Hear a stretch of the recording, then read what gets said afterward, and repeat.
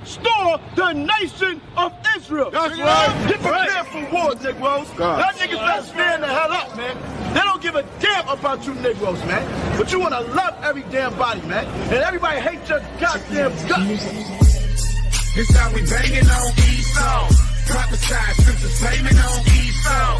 Friends ain't holding hands with no Esau. Repent, it ain't a chance for no Esau. I stacked against Esau. Yahushua coming back to get Esau. If you a Jake, you better turn from old Esau. Repent, or you gon' burn with old Esau.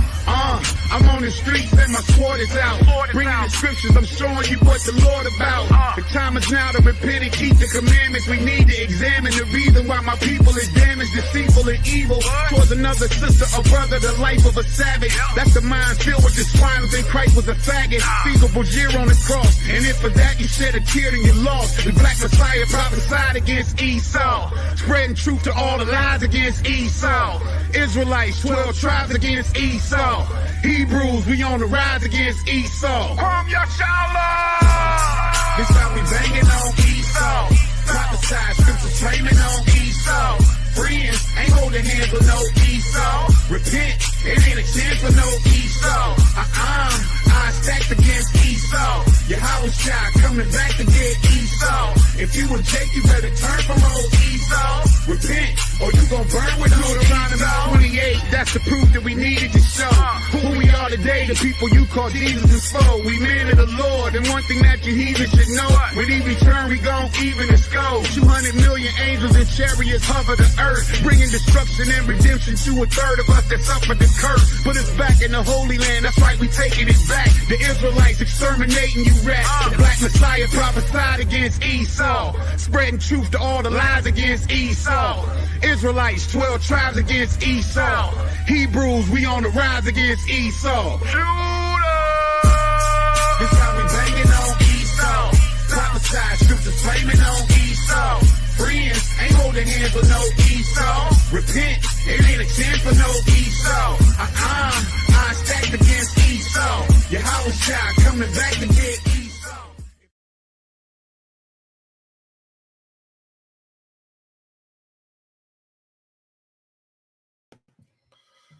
Shalom, shalom, shalom, man. Welcome, welcome, welcome. You tuned in to the Scoring Black Men podcast. I'm your host, the Doc Israel, aka HILLTOPSTROPHIC, in the building. We got a great and wonderful show. I'm waiting on the brother Don Yehuda and the brothers the Doc. Let's Talk Knowledge and Wisdom Radio. The link is in the chat. Today's show, we got a wonderful show today. Wonderful show. You know what I'm saying, to bring to y'all is long past due, really. You know, we've been getting on our people's asses week after week after week after week for the last year now. And it's time to get on these white folks' ass, man. You know what I'm saying, to be totally honest. With you, shout out to the brother, with some shout outs real quick. Shout out to the brother K Judah. You know what I'm saying, the K Judah show in the building. Y'all go subscribe to his channel, K Judah and the CUC. FOPE crew. Let's Talk Knowledge and Wisdom Radio podcast. Also, the wonderful sister Hazel in the building. Yeah. We're going to do the damn thing today. And the brother Fire Talk Radio podcast, the brother Don Yehuda, man. How y'all brothers doing today, brother Don Yehuda? Hey, shalom, brothers. Shalom to the chat. Shalom. Well, sorry, Christ bless, man. Everything is good today. Having some technical difficulties, man. So, you know, man, we're going to push through, though. Already, man. Well, without further ado, today's show, episode 32, White America, where is your accountability? And black men at the top of suicide in the United States. Once again, episode 31, White America, where's your accountability? Black men at the top of suicide in the U.S. Let's talk about it, man. You know, there's been a lot of stuff in the news lately. You know, it's been going on for years now, but it's really hit the head of it. Kanye West come out. you know, says, hey, black folks, you the Hebrew Israelites of the Bible. You know, every time the Jewish people run the whole entertainment industry, you know what I'm saying, from sports to movies to TV to every damn thing, right? They run the legal system. You know, they funded the Atlantic slave trade. They were slave trade owners. And all hell breaks loose. Kyrie posts, you know, Hebrews and Negroes. You know, it's 3 volumes to that book. I think the movie came out after the second volume. I had brought volume 1 and 2.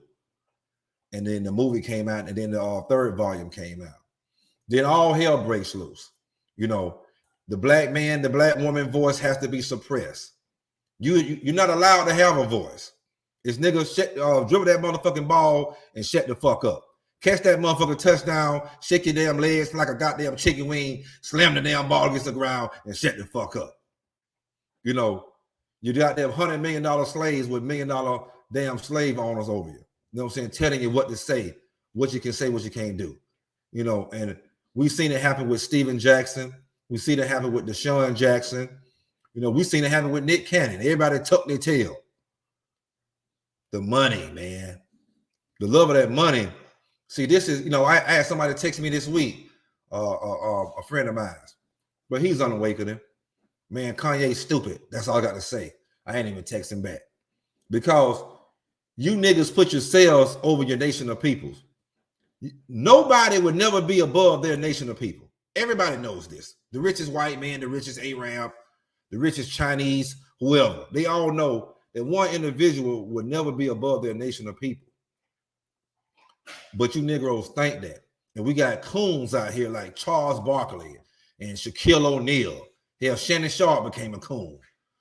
Damn, Stephen A. Only motherfuckers kept it real was motherfuckers like Skip Bayless and, you know what I'm saying, Jay Will, but they can only say so much. You know what I'm saying? You know, you say one thing about, hey, you can say what you want to say about a nigga. These motherfuckers could damn have niggas, you know, rap about killing each other, whoring out each other women, you know, doing opioids and selling opioids. And not a thing happens when it's against their own people. But let them talk about killing a damn Jew or shooting up somebody white or somebody. Man, all hell finna break loose. You know, but before we start getting into some of these, you know, videos we want to play, man, I want to get a quick thought from you brothers, man. Brothers, the dog, you could go first. Yes, sir. Yes, sir. How's everybody doing out there, man? Welcome to the podcast, man. Today should be a good one. Basically, the topic today is go in on these other nations, man, on these coons out here, man, that's going up against our brothers, man, that's moving, you know, just through the spirit of the Most High, man, that's allowing them to bring these topics or so-called controversial topics to the world out there, but bring these topics to the forefront and deal with them. And we're going to deal with them today. But, you know, enough is enough, man. Like I said before, the jig is up, man. The jig is up. You know, our people are waking up, man. It's a great awakening moving across this land. And a lot of our people, man, is just showing their true colors, man, as coons, you know, wearing their coon cape. You know what I'm saying? And we about to go ahead and expose them, man. You know, just and through the spirit of the Most High, first and foremost, the Most High is going to expose, you know, a lot of these cats out here, man. So, yeah, just let's ready to dig into it, huh? Brother, Fire Talk Radio, brother Daniel Hooter, man. Quick thoughts, man, before we go ahead and get in here, man. You know what I'm saying? I know you're the Stephen A. Smith of this shit, man. So go ahead and lay it down. Yeah, man. I mean, listen, we've been getting on, like you said earlier, we've been getting on our people for a long time. So this is long overdue. You know, we've been sitting back looking at the plays of what's going on in real time with everything around the world. And then especially with everything that's going on with Kanye, Ye, and Kyrie Irving and the brother Ron Dalton with the Hebrews and Negroes situation. They're now making legislation to try to silence and quiet the Israelite community from actually showcasing who they are and who we are. So right now we have to, you know, point the finger, You know, the scriptures say that, you know, the prophets will speak out against nations and kingdoms and governments. So this is our time to point the finger at these people that's falsely saying they us. You know what I'm saying? And they need to be held accountable, not just them, but also white America. White America, white supremacist America need to be held accountable also, because they were in cahoots with everything that's transpired to this day. Hey man, without further ado, we're gonna go ahead and get into the first video. It's gonna be real quick. While I do this, y'all can give y'all shameless plugs. Yeah, I would like everybody that's hearing my voice to go over to Fire Talk Radio Podcast, like, share, and subscribe. I've reached over 100 people on the platform, so I will, like I said before, start to drop some material on the platform. Go over to Fire Talk Radio Podcast. I would appreciate that you would subscribe to the channel. Meet Nest Aware, a subscription service that works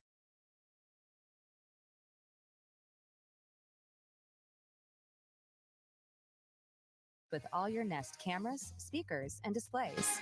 For just $6 a month, you can see and Slavery, the treatment of human beings as property, deprived of personal rights, has occurred in many forms throughout the world.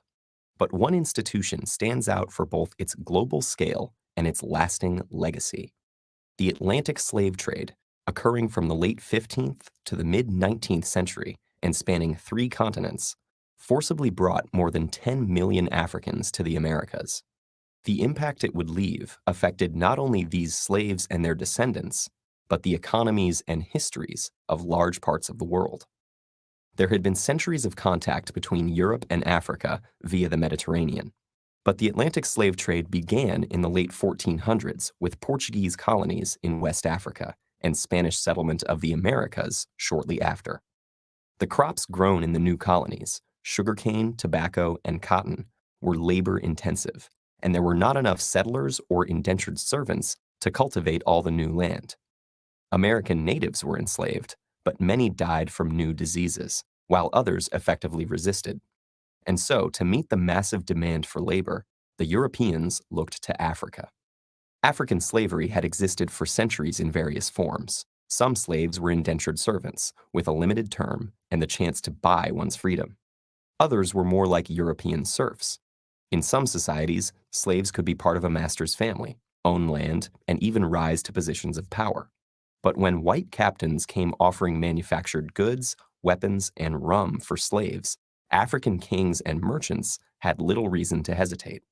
They viewed the people they sold not as fellow Africans, but criminals, debtors, or prisoners of war from rival tribes. By selling them, kings enriched their own realms and strengthened them against neighboring enemies. African kingdoms prospered from the slave trade, but meeting the Europeans' massive demand created intense competition. Slavery replaced other criminal sentences, and capturing slaves became a motivation for war rather than its result.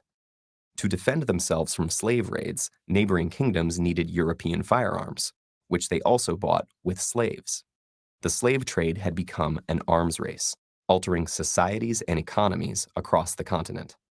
As for the slaves themselves, they faced unimaginable brutality. After being marched to slave forts on the coast, shaved to prevent lice, and branded, they were loaded onto ships bound for the Americas. About 20% of them would never see land again. Most captains of the day were tight packers, cramming as many men as possible below deck. While the lack of sanitation caused many to die of disease and others were thrown overboard for being sick or as discipline, the captains ensured their profits by cutting off slaves' ears as proof of purchase. Some captives took matters into their own hands. Many inland Africans had never seen whites before and thought them to be cannibals, constantly taking people away and returning for more. Afraid of being eaten, or just to avoid further suffering, they committed suicide or starved themselves, believing that in death their souls would return home. Those who survived were completely dehumanized, treated as mere cargo. Women and children were kept above deck and abused by the crew, while the men were made to perform dances in order to keep them exercised and curb rebellion. What happened to those Africans who reached the New World and how the legacy of slavery still affects their descendants today is fairly well known. But what is not often discussed is the effect that the Atlantic slave trade had on Africa's future. Not only did the continent lose tens of millions of its able-bodied population, but because most of the slaves taken were men, the long-term demographic effect was even greater. When the slave trade was finally outlawed in the Americas and Europe, the African kingdoms whose economies it had come to dominate collapsed, leaving them open to conquest and colonization. And the increased competition and influx of European weapons fueled warfare and instability that continues to this day. The Atlantic slave trade also contributed to the development of racist ideology. Most African slavery had no deeper reason than legal punishment or intertribal warfare, but the Europeans who preached a universal religion and who had long ago outlawed enslaving fellow Christians needed justification for a practice so obviously at odds with their ideals of equality. So they claimed that Africans were biologically inferior and destined to be slaves, making great efforts to justify this theory. Thus, slavery in Europe and the Americas acquired a racial basis, making it impossible for slaves and their future descendants to attain equal status in society. In all of these ways, the Atlantic slave trade was an injustice on a massive scale, whose impact has continued long after its abolition.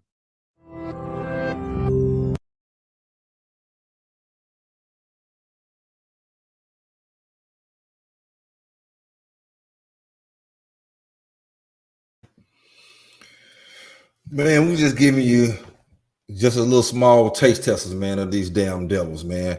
Man, Brother Don Yehuda. Matter of fact,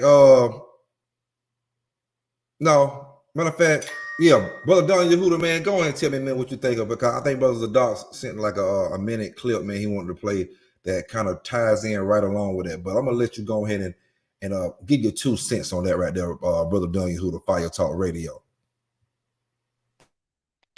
Yeah, well, we know that it's well documented that the slave trade took place by the hands of the so-called white people over here in America, known as the transatlantic slave trade. And as of yet to this day, they have yet to account for the atrocities that they have committed to our people in the African diaspora. They, deny us reparations, deny us our land, our heritage. They even deny us something as simple as our identity, telling us who we truly are and what areas that we truly come from. All of these things are documented amongst their scholars, amongst their government. You can't have this information. I read somewhere that, these things have to be documented in order for them not to commit folly against themselves. They have to know the truth. They're just not going to teach you the truth, because you're the slave caste. You're the ones that they're going to build their empire and have built their empire on the backs of. That goes to the point of when Ice Cube had put that meme out where it showed the Jewish taskmaster sitting at a table. Hey, Don Yehuda. Yeah. I think they cut the live stream. It's showing like it's still showing live on here. Can y'all still see the because I'm looking at the thing, they say they cut the stream. It says stream unavailable. Yeah, that's what it said. Yeah, they cut. See, they hate that thing. It's all good. Hey, if you listening right now, you damn demons, man, you can't stop this regardless, man. So it's not showing. Is it showing on YouTube? I mean, on Facebook. I got it going live on Facebook too. Can y'all see? I don't know about the Facebook. Did you put the disclaimer up when you played that clip? I had us over the whole clip. No, you got to put the disclaimer on that thing. Yeah, as soon as that disclaimer don't go up, they're gonna cut it. Yeah, they said put up the disclaimer. Yeah. Oh, all right, we back on, man. These devils is serious out here, man. Good God. You know what I'm saying? These devils is serious. They know we finna bring the pain. It's all right. Yeah, you know what I'm saying? I got them, K. Judah. You know what I'm saying? I got them right here. You know what I mean? I got them right here. I already had it ready, but damn, I don't really have to bring it out 2 months. But hey, Boy, these devils is something serious, man. Man, Yeah, we they ain't back. playing no games. Listen, I told you this morning when I was finishing up with the editing and things of that nature, after I emailed you and told you what I was going to do, everything just started to get stagnated. It was going slower than a mug. I'm like, yo, they're working hard behind the scenes and these technological airways jacking everybody up right now, you know? Yeah, man. We on, so we back on, man. We back on like good popcorn, man. Hey, man, while y'all sitting out there, man, make sure y'all show us some love and hit that like button and hit that subscribe button, gang. You're watching on Facebook, and it's still showing on Facebook or not, man. Hey, y'all go to YouTube when it's over with. Hit the subscribe button to the Scoring Black Man podcast. Hit the subscribe button to Fire Talk Radio. Hit the subscribe button to Let's Talk Knowledge and Wisdom Radio podcast as well. But matter of fact, will you just what's name, man? Just hold right there, brother Daniel Hooter. What I'm gonna do, we're gonna make him even more madder, man. I'm gonna share something else, man. Again, man. Give your shameless plugs, man, while you're at it, brothers of Doc. Shameless plug. Yeah, man. Once again, we back at it. Scoring Black Man podcast. Hope y'all tuning in. Don't forget to like and subscribe and share. Go over to Fire Talk Radio podcast, like, share, and subscribe. Also at Let's Talk Knowledge, Wisdom, and Let's Talk Knowledge and Wisdom Radio. Go ahead and over there, like and subscribe and share the page, share the channel. We got some really good content over there. Y'all go ahead. Nothing's more American than the right to vote, but Mark Fincham wants to change that. He's refused.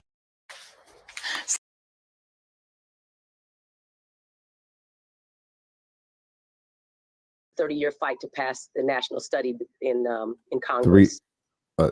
And Whitney, I know you from the Whiteness Project. That is how we met. Used to speak to my classes when I used to teach at Syracuse. And why did you think it was important for a white filmmaker like yourself to be involved in a project that was about reparations? Why should white audiences care about this? Well, we created the situation. It's our job to solve it, right? I mean, we created slavery. We created the structural racism that disenfranchised Black Americans for generations.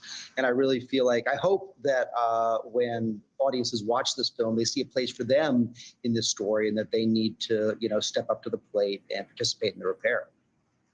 Absolutely. And Robin, we follow you. We get to know you and your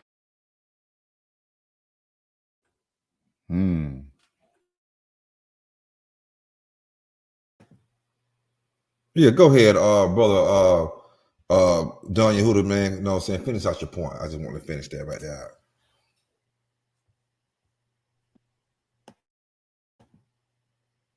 Or brother.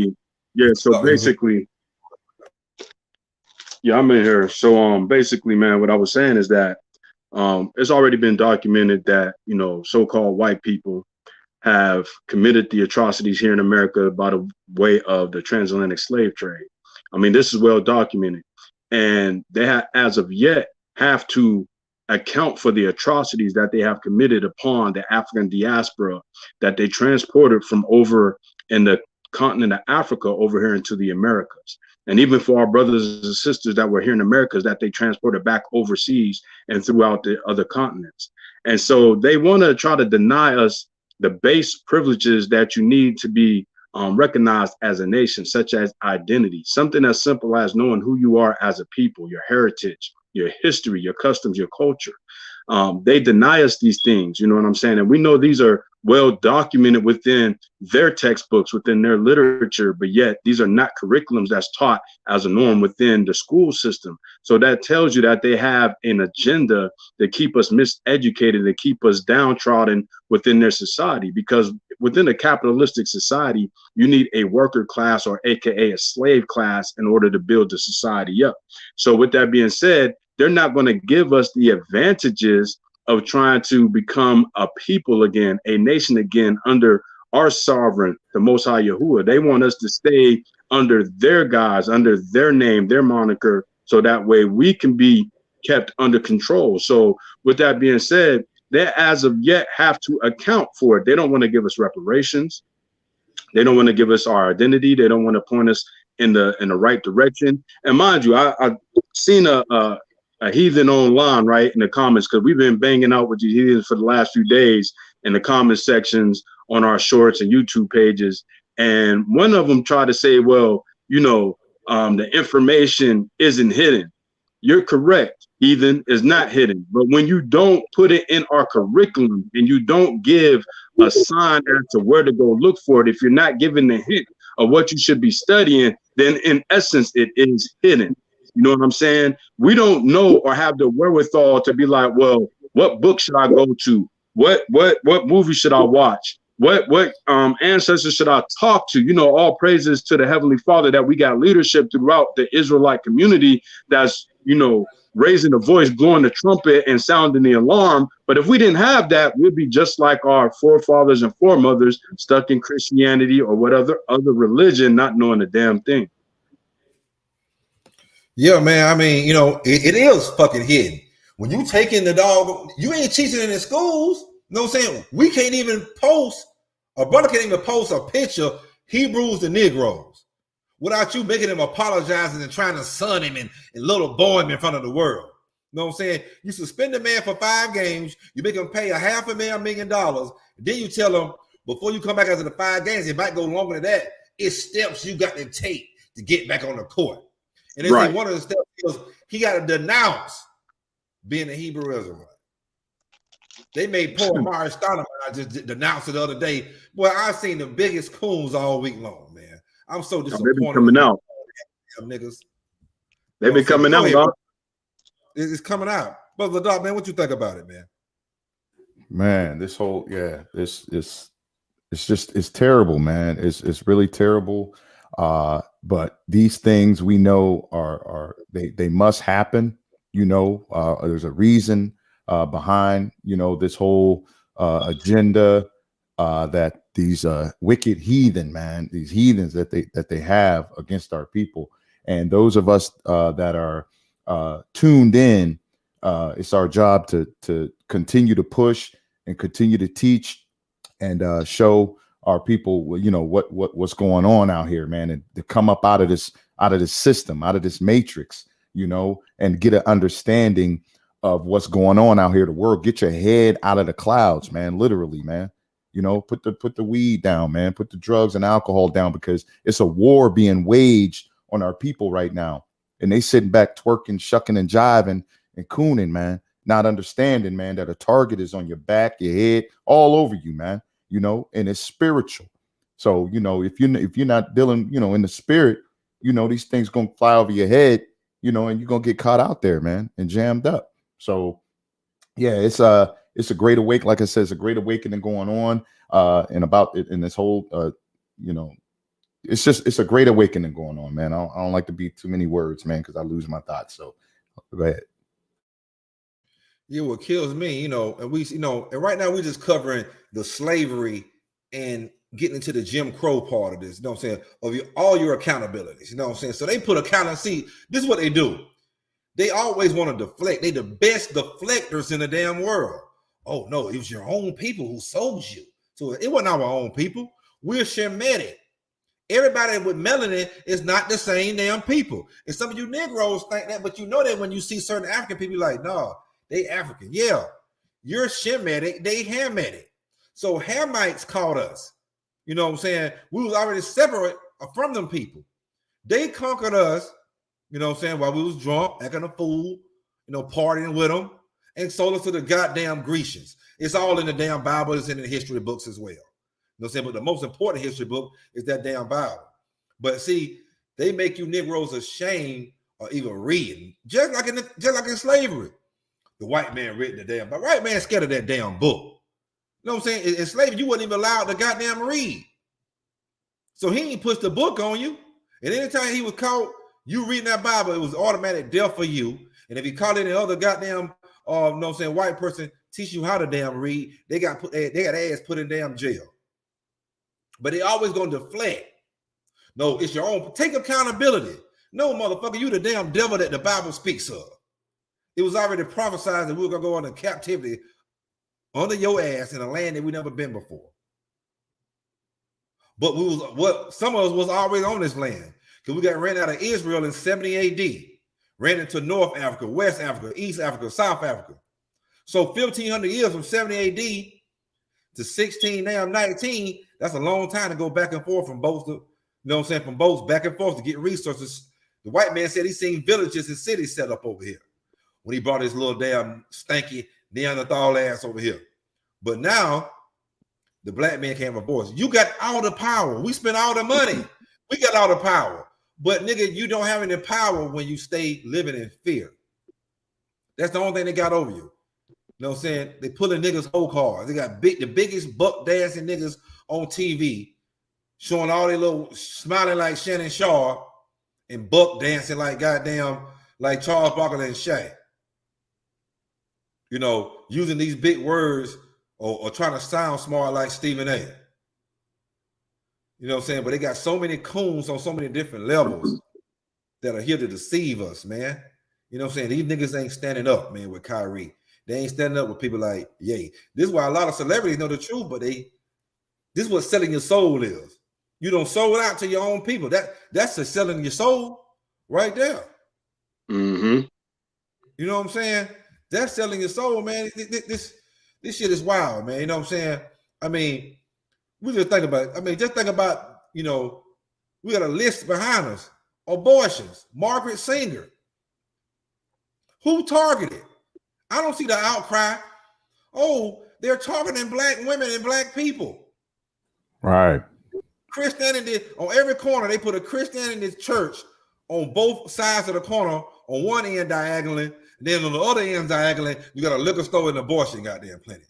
Get drunk, fuck, abort that baby, and go pray to damn white Jesus, ask him for forgiveness. He gonna forgive your black ass. Damn. Damn. Mm. They play mind games. I keep trying to tell y'all the trick bag is in. Every week they play mind games. You know, it's a free country. You can say what you want to say, but nigga, when you start saying you the Israelites of the Bible, you better even goddamn post a book. They even reference it. But most of all the books that reference it is they people. Where's the outcry for that? They ain't going at Jeff Bezos and all the motherfuckers that's putting on their platform. Right. Cancel Amazon. They have to shame the black man and the black woman. They want to suppress our voices. And every time they get a chance, the little child you, the son you, every time they get a chance to son you in front of everybody, it's just like, you know, I seen Jason Whitlock just while watching the show. Him and this Asian guy, they were like, Asian guy, like, man, I'm disappointed that Kyrie tucked his tail.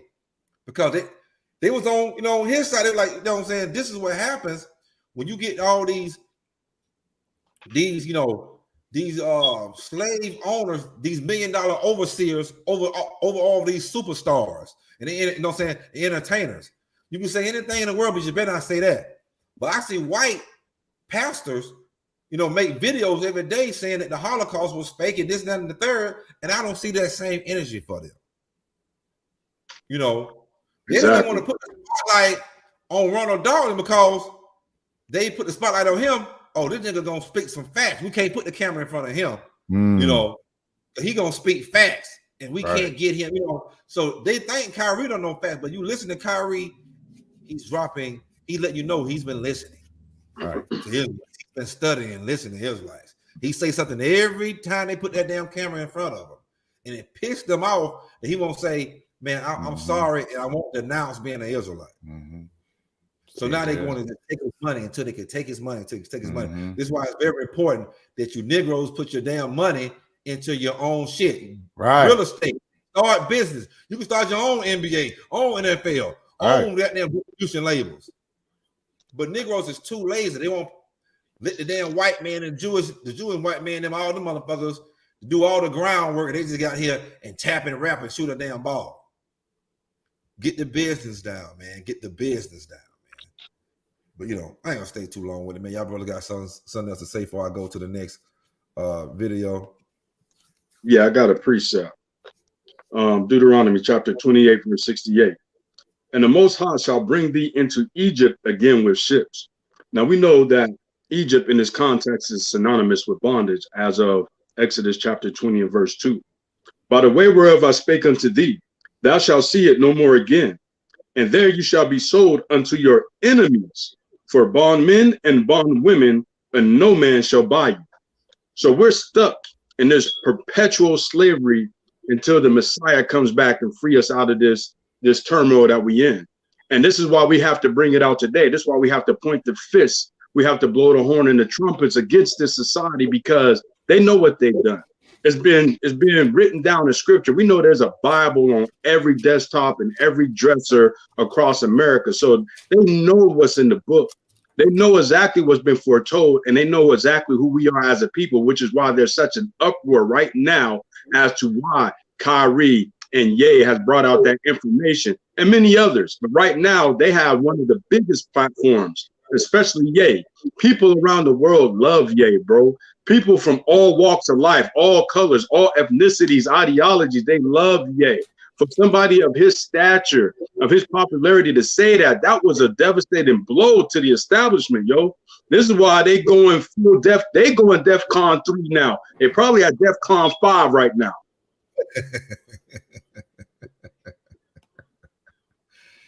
Man, it's so funny. I love seeing them panic.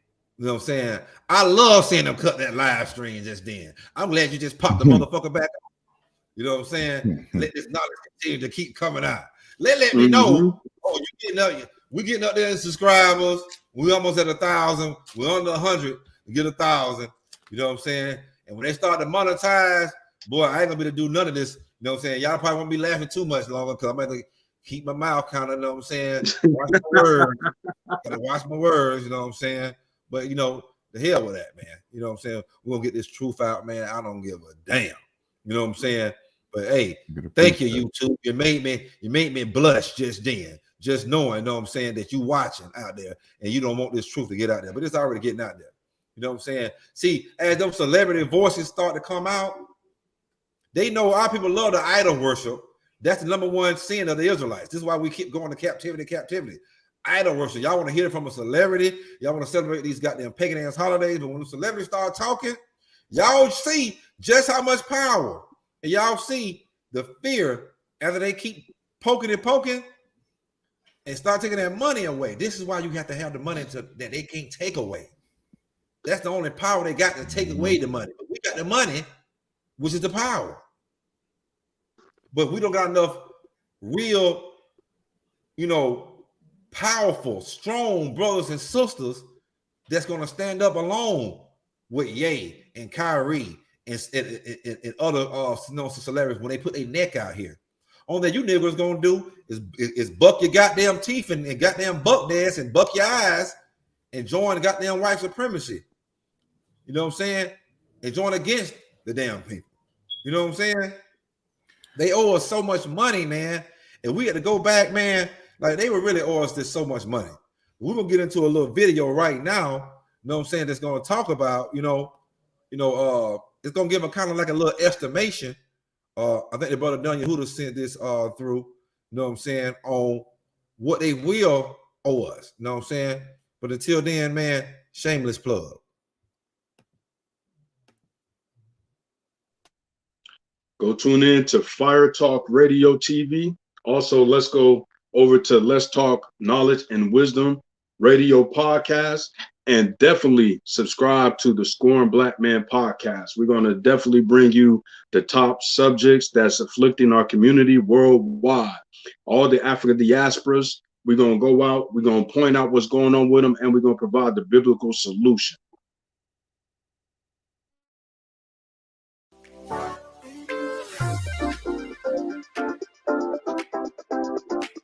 Housing discrimination, and other forms of systemic racism. All of that has led to this: a shocking wealth gap between black and white households in the United States. An average gap of $850,000 that, some experts believe, can be solved by something long overdue: reparations to the descendants of enslaved black people. But how do we even determine who's eligible for reparations?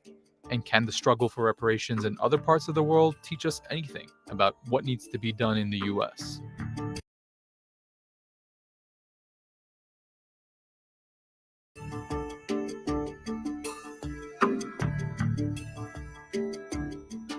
to understand why there's a call for reparations, there needs to be an understanding of the scale of slavery. It was a crime against humanity in which around 400,000 people were forcibly brought to North America.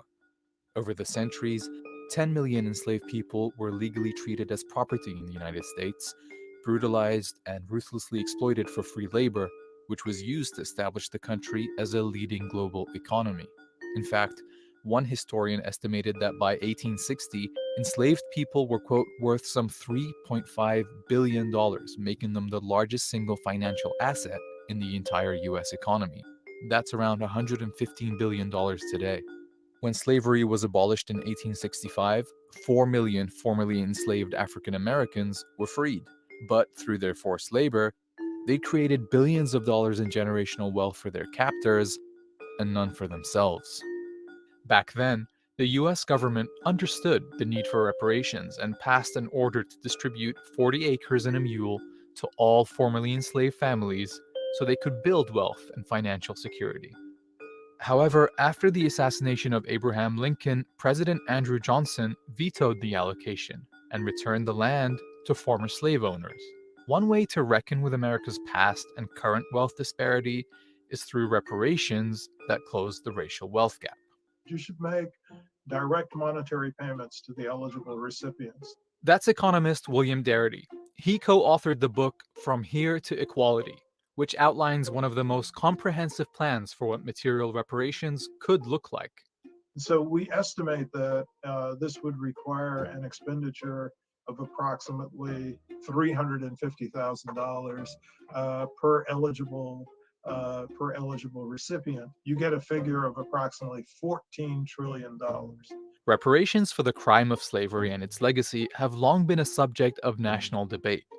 I don't think reparations for something that happened 150 years ago for whom none of us currently living are responsible is a good idea. And I think they're using what academics would call the theory of distance, that something is too far in the past to have contemporary application.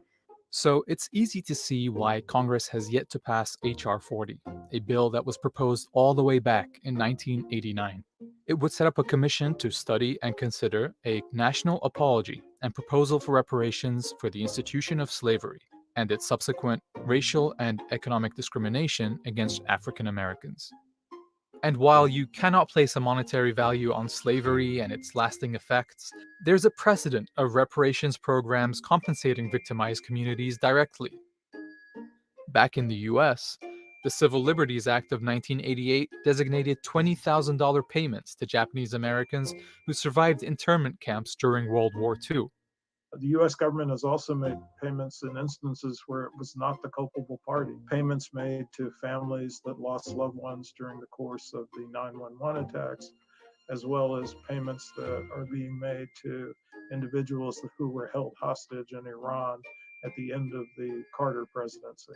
Up to $4.4 million per hostage or their estates. In the case of slavery, the U.S. government did promise reparations. It's just reneged on it. In fact, when the US finally issued an apology for slavery, it included the disclaimer, "Nothing in this resolution authorizes or supports any claim against the United States or serves as a settlement of any claim against the United States." Nor did the US ever provide true reparations, a process consisting of three things: acknowledgement, redress, and closure for grievous injustices. It's vital that the federal government issue an apology because that will create the justification for the redress plan that follows. That brings us to who would actually receive reparations. Those direct payments would go to the roughly 47 million Americans who identify as Black. But under Darity's plan, the requirements are a little more strict. First, Black Americans would have to have identified as Black, Negro, African American, or Afro American for at least 12 years before any reparations plan goes into effect. And they'd have to prove that they had at least one ancestor who was enslaved in the United States. One way to do that is using the census. If your ancestor was present in the 1870 census and was old enough to have been alive in 1850 or 1860, but you can't find that person in the 1850 or 1860 census, that would suggest that they were probably enslaved. That's because before slavery was abolished with the 13th Amendment, enslaved people were not counted in the census. They're actually missing people from the 1850 and 1860 census, and their absence there is a potential indicator that they were probably enslaved. But while Darity's plan has received traction, it still faces opposition. The impression down here is that Caribbean people who live in the United States, Black people, would not be entitled to any reparation paid by the US government. But we are saying that's not right. We are saying that's divisive of the Black population in the United States. We are saying that Caribbean immigrants have been harmed by that system through racial profiling, discrimination. See, the Black population in the US is pretty diverse. Most Black people are foundational Black Americans, meaning they're American descendants of enslaved people. Others are immigrants or the children of immigrants who came to the United States from mostly African and Caribbean countries. Those individuals may have ancestors who were enslaved, but wouldn't be considered eligible recipients for reparations in the United States. Descendants of the enslaved have a claim that's linked directly to the failure to provide their ancestors with the promised 40-acre land grants. And that's uniquely a debt that is owed to the individuals who were enslaved and it was not met, and to their descendants. The second reason that's somewhat related is the fact that the current or existing racial wealth gap in the United States is a consequence of policies that have been pursued by the federal government that built white wealth to the detriment of Black wealth. A major policy Darity is referring to is the Homestead Act of 1862, or H.R. 125, legislation to, quote, secure homesteads to actual settlers of public domain. The policy incentivized citizens to move onto and settle land that had been violently stolen from indigenous nations. It provided 160-acre land grants to over 1 million white families for a small fee, but excluded the 4 million formerly enslaved people from the program who had already been denied the 40-acre land grants they'd been promised. Through the act, 270 million acres of land was settled across 30 states over 124 years. Remember, owning land generates income, and passing land down to the next generation builds wealth. So the consequences of that decision are seen today. Approximately 45 million living white Americans have benefited from this massive asset-building legislation. I would argue that virtually all Black people throughout the diaspora, the African diaspora, have a claim for reparations, but they don't all have a claim for reparations from the United States government.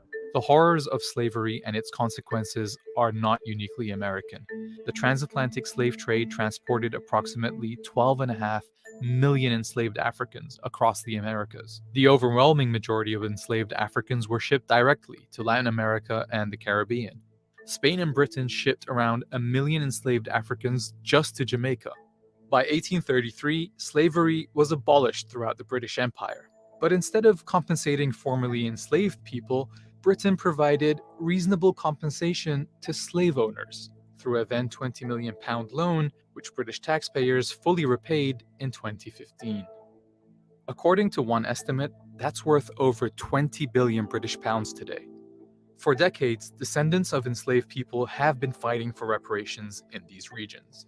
And in 2013, several Caribbean countries united to form the CARICOM Reparations Commission, which developed a strategy for reparations that focuses on reparatory justice. The 10-point plan begins with the demand for an apology, which is followed by calls for repatriation, an Indigenous Peoples Development Program, eradicating illiteracy, and debt cancellation, to name a few. CARICOM has sent letters requesting reparations from countries like Spain, France, Britain, and the Netherlands. The response was negative for the most part. No country admitted to the wrong, no country took responsibility, no country apologized, no country committed to repair. Today, we're still living with the legacies of colonialism and enslavement that have left Black populations across the globe at a disadvantage.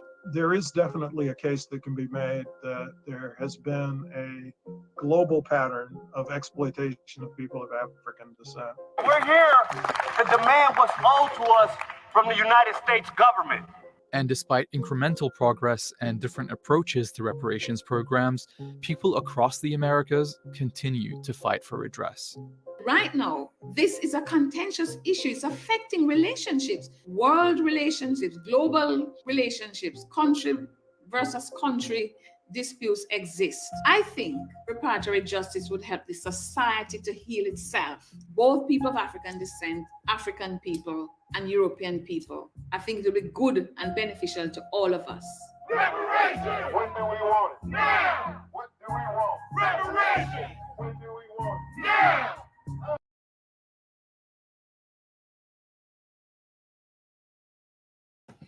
Well, Negro, these motherfuckers are gonna give it to you. You ain't gonna get it. I can promise you that right there. The Bible says we'll never find no rest here. You know what I'm saying? Never find no rest. There's a couple of things I take out that video. You know what I'm saying? First of all, you see, no accountability. They don't want to take accountability. What's one of the first things you take accountability by apologizing? He said, this is not a formal apology. No, don't say we're taking no accountability. We're not apologizing.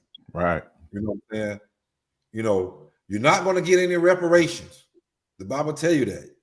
You're not going to get any peace here.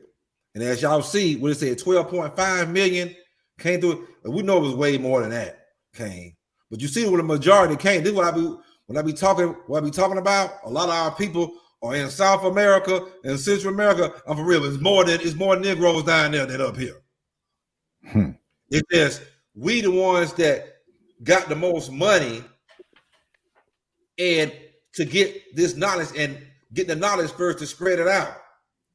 Because, you know, they got the white man satellites in his head too. It's a Spaniard white man. And we got the English white man. With both of them, the white man, it's all under one cahoots. You know, Psalms 83rd chapter. We're going to get that in a second for you. You know what I'm saying? Let you know all these nations, if you see what she said in the end, all these nations, none of them apologize because they all in one cahoots. Let's just get that right now, man. Good. Let's get it right now. Let's get it right now. Psalms, the 83rd chapter, verse 1. I got to pull the 1 through, I'm going to read 1 through 5. Keep not thy silence, O God. Hold not thy peace, and be not still, O God. For lo, thy enemies make a tumult, and they that hate thee have lifted up the head. They have taken crafty counsel against thy people, and consulted against thy hidden ones. They have said, come, and let us cut them off from being a nation. Let the name of Israel be no more in remembrance. For they have consulted together with one consent. They are confederate against thee. I tell you right there. Tell you right there. You know what I'm saying? All these nations has a hand. That's the transatlantic slave trade. They all got a hand. And they all got one agreement. If they don't agree on nothing else, let's keep these niggas not remembering that they the Israelites of the Bible. Because once they wake up and they start coming back to their morals and values and their history, start keeping their tradition, their laws and commandments, it's over with them. They're going to have, you're going to call it luck. But what you're going to have is the power of the Most High behind you working with you. That's why now it's so easy to see how, you know, Peter sat here and ran with, you know, who the world called Jesus Christ, but we call, you know, Yahushua by his Hebrew name. How they followed the Messiah around and it was with him, you know, it was down, you know, cutting motherfuckers' ears off and then turn right back around and deny your fellow brother 3 times. Oh, man, You know what I'm saying? See, it's murder then. It's murder then. It's your life on the line. But now it's just money and fame. They make niggas tuck their tail about, man, we're gonna take this livelihood away from you, man. Mm-hmm. See, this is what I'm talking about. Put your nation of people above you, put yourself, man, because you will never get above your nation of people. I don't give a fuck how much money you got, how much clout, fame. You will never get above your nation of people. That'll never happen. So the best thing you can do is uplift and put your people first. If we all put our people first, we're gonna really boss up on a whole other level. That's how everybody else do it. You know, you can't go into their neighborhoods and put up stores and set up businesses, but they can come in yours and do it. Mm-hmm. You can't even say, "Hey, man, we the original Israelites of the Bible." Hell, Right. They can say who the fuck they want to say. They can say they aliens and every damn thing else. Right. Right. Yeah, don't nobody say a damn thing. It's all white and Nordic blondes and we blah blah blah blah. Let you say that. Come on, man. You can't even say you the damn Israelites. They don't care about you saying you anything else. They don't care nothing about that. It's something special about saying that you the Hebrew Israelites of the Bible. Y'all really need to study the Bible, not from that Christianity point of view, unless your pastor teaches you that you the Israelites, and then maybe they can understand what he's talking about. Because that Christianity, that's a false philosophy. I mean, that's a philosophy through vain deceit right there, a false doctrine. But I ain't gonna be long-winded. Go ahead, brother. What y'all think about that last video? I'm gonna let brothers the doc go first. Oh man, Daniel Huda, you can go ahead, man. Yeah, I'm gonna bring that precept out. Sister Weezy dropped this right in the comment and went perfect with what's going on with everything that we done went over so far and the current events. Psalms chapter 2 and verse 1. Why do the heathen rage and the people imagine a vain thing? Why these heathen raging right now? Why they in such an uproar? We know why they in an uproar, because the prophecy is coming true. When you read in Hosea 1 and 10, it tells you that we will be known as the Israelites in the lands where we were not known as that. We were not called that. And now it's happening in real time, live in 3D in front of their eyes, and they can't stand it. And it says in verse 2, the kings of the earth set themselves and the rulers take counsel together. So we see that happening right now. We see all the powers that be. They're doing backdoor conferences. They talking about what they can do to kind of curve the information, how they can try to stop the information. They putting together the ADL and put together the anti-Semitic legislation and all this nonsense. And we see that the kings and the rulers are coming together to try to subvert what's going on. And it says, against the Most High and against his anointed. That's us. We're the anointed. And they're going against us right now because we're trying to claim our identity, our nationality, and our heritage, rightfully so. Verse 3, let us break their bands asunder and cast away their cords from us. So now they're trying to break our band, trying to break the unity, trying to break all of these things by putting all of these other stipulations into place. We see they got Kyrie in the 5-game suspension, got him donating $500,000 to charity, and we know that money ain't going to no charity. That's going to one of their Jewish pockets or one of those Edomite pockets over there. You understand what I'm saying? Holocaust museum. Go ahead and say that again. A Holocaust museum, you know what I'm saying? Like, because what they do, they carry them around a tour and show them, oh, this is the Holocaust museum, and try to make them shame them and make them feel their empathy. But let me bring you to the museum, nigga. Let me take you to the hoods and show you these goddamn babies out here running around, goddamn, they're doped out already. You know what I'm saying? Well, I know goddamn fool. Let me show you the motherfucking, the product of what you created. White America. You know what I'm saying? Right. Go ahead, brother. Right. We're gonna stir the pot today, man. We're gonna really uncover all the BS that they've been trying to hide behind, because what they're doing is they're throwing a rock and hiding their hand. You know what I'm saying? And they're trying to make it seem like we the villains in the storyline when we know we the righteous. We the children of the light. You know what I'm saying? And they trying to take our shine. They trying to steal our shine. It ain't gonna happen. Just like Kanye said, the gig is up. The gig is up. It's up, boy. You know what I'm saying? It's up. Right. In verse 4, it says, he that sitteth in the heavens shall laugh. The Most High shall have them in derision. So the Most High is going to laugh at these jokers. All their best laid out plans is going to come to naught. It's going to seem like it's going to flourish, but it's going to come to naught because the Most High spoke it, and we know none of his words go out in void. So let me real quick get you a couple inches. I want to show this real quick because a lot of times, you know, we like to substantiate what we say also, not just from, you know, current events or what we see in the news, but from the literature also. So right here, this book, Slavery in the New World. Need to get this book if you have the ability to get it. And this is in the introduction, page 4. And I'm going to read the insert. It says, whereas in the ancient world, slavery developed out of internal economic processes. In the modern world, it was imposed from without by expanding European powers that created a system of colonial exploitation on a labor basis they themselves have long since overturned at home. So basically what it's saying is the slavery we know now is not based on how slavery was in ancient times. In ancient times, it was through a process of economical need. So they would bring in slaves, and we know if you did the research, slaves could attain to higher levels of rank and positioning within that culture, that society. Not so here in America, not so in Western civilization. And it says, as Cayo Prado Jr. observes, slavery in the Americas was not affiliated in the historical sense with any of the forms of servile labor deriving from the ancient world or the centuries that followed.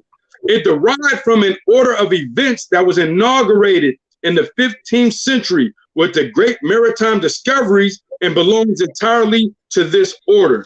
Now you might say, Don Yehuda, what that have to do with everything that's going on today? Y'all talking about the Jewish community. Y'all talking about white supremacy. Y'all talking about America. How is this all fitting together? Well, that's a great question. Let me show you how that fits together. Here's another book. Y'all need to get this book if you ain't got it.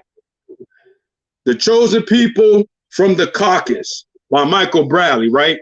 So this is what he says in this book, and I quote, Jews, or the Jewish, had immense influence in the expansion of Europe that began in 1492 and culminated in world domination. So he's showing you how this is all connected. This is the glue that's making it stick right here. It's not just about white society or America or the Jews. It's all one and the same. It's all one and the same, and they all had their hands in it in different parts, different avenues, different heads of the Hydra in making you a servant, putting you in servitude here in the Americas. And he states, for conversos, Jews who had supposedly involuntarily converted to Roman Catholicism put up most of the money to finance the first voyage of Christopher Columbus. In the early days of the conquest of the Americas, from 1494 to about 1550, Jews were a numerous minority, if not an actual majority, of the so-called Spanish colonists that settled in the New World. Many of the conquistadors were Jewish, and as such took part in the most brutal episode of genocide and extermination the world has ever witnessed within a century of 1492. When Native American labor grew scarce because of genocide, Africans, aka other Israelites, were forced into the New World tropics to slave in the mines and on plantations. It has been estimated reliably that between 10 and 15 million Israelites and other Israelites, what they call Africans and American Indians, perished in slavery between 1494 and 1865. But some estimates range as high as 100 million victims. So right there, that lets you know that they got all of this documented. They know exactly what they did. They know the numbers of those of us who perished. They know what lands was whose, who they took it from, who they subjected into slavery. They know all of these things, but yet and still, they're going to tell you, nigga, don't claim you're an Israelite. If you do, we're going to tap them pockets. We're going to grab the bag. We're going to tar and feather you in front of the public. And if it go any further, we got other things in the works to make anything you say go away. We're dealing with the mob right now. Damn. Hey, man, shout out to the man. Shout out to the good brother, man, the good fella, V Swell, the traveler. Yeah, V Swell, you already know, man. When they fucking with me and fucking with them, you know what I'm saying? My brothers and sisters, man, we coming with that full flame. We ain't coming on Christianity style. We give it to you straight up, nigga, from a straight and biblical perspective. Zadok, man, see, this is why we're getting Zadok pumped up this week. Because I knew Zadok was ready for this. I knew Don Yehuda was going to be prepared. He's going to be prepared. He's a preparer. You know what I'm saying? As y'all see. You know what I'm saying? But I said, man, look here, man. Go on this short and read these comments, you know what I'm saying? That the old heathens coming on, you know what I'm saying? Like, when you just talking about suppressing the black man voice. Anytime you make a video And you talking about lifting your people, you're not even mentioning white people. Here they go. They got to come with some kind of, it's always to deflect the shit off of them because they know if you come together, you're going to stop spending money with them. You might turn them guns off yourselves and turn it on them motherfuckers. You know what I'm saying? And so this is the shit that go in their head because this is the way they think. You niggas just think too slow. They think 10 steps ahead. You know what I'm saying? But one of the dudes go there, oh man, y'all talking about your Israelites, nice try. The Israelites were olive color. I said, well, motherfucker, it's three colors of olives, black, brown, and green. And Right. since I don't see no Incredible Hulk motherfuckers running around here, motherfuckers, little green Martian motherfuckers running around here, I would like to think it's black and brown. You see how the damn devil try to play games with you, but they play the games with the wrong motherfuckers when they play with me. But brothers of dog, man, go ahead and unleash the beast, man. Man, I just got to bring up, man, for the fact, man, if any heathens listening, man, about, the doubt of slavery, the brother Daniel Huda brought it out earlier, Deuteronomy 28, man, 68, where we was brought over here slave ships, and we know about it was by the hands of the so-called white man, period, man. I'm not going to break it down and go into all of these different factions of what nationality the people was that did it. Look, man, I'm going to read it straight out the Bible, man. It said, Revelation chapter 14 or 13, man, verse 9. If any man have an ear, right? Any man have an ear, let him hear, right? He that leadeth into captivity shall go into captivity, right? I'll read that part again. He that leadeth into captivity shall go into captivity, right? So any heathen listening, man, that got any doubts, any concerns, wondering, scratching their damn head. Listen, man, your forefathers led my forefathers into captivity. It's Google it. Just Google it. What faces pop up there, man? Who face pop up there, man, when they show the damn so-called black man being led on the damn ships, man? It don't look like a goddamn Chinese man to me, man. Look like this. Right. Look like a damn Henry, man, and Billy and Bobby, man, to me, man. Right? Hey, it's in their movies. It's in their movies, man. 12 years of slavery, man. What's the other one? Roots, man, and so on and so forth, man. Nation. What is that one? Nation of y'all know what I'm talking about, man. With the brother in there, man. With the but it say I finished reading. It says, "He that killeth with the sword must be killed with the sword. Here is the patient and the faith of the saints." It didn't say the faith and patience, man, of the white man or the Chinese man. When you read the scriptures and understand precepts, the saints is talking about the Israelites, man. You so-called blacks, man. You Negroes, man. You African Americans, right? You are the saints. To be considered a saint, you got to be keeping the commandments of God, man. You got to be doing everything that the Most High said, do his will, to be considered yourself a saint, right? So listen, the man that led us into captivity, he must go into captivity. There ain't no need to explain everything else and go all deep and get philosophical with it. Your forefathers led us into slavery, and y'all heathens, man, is going into slavery. Thus saith the Lord, man. That's it. Matter of fact, because you in Deuteronomy 28th chapter right there, right? You in there right now? Bring out verse 30 and then bring out verse 56. You know what I'm saying? For the people that don't know. There's people on Facebook watching, so they don't know. You know what I'm saying? They still think they goddamn a black and a damn African American, and Jesse Jackson begged the goddamn white man to change our names to African Americans in 1986. Shit, I was 6 years old. I remember that. You know what I'm saying? There's the dog. There's the dog. Hey, I sent you something in the email too. Check that out.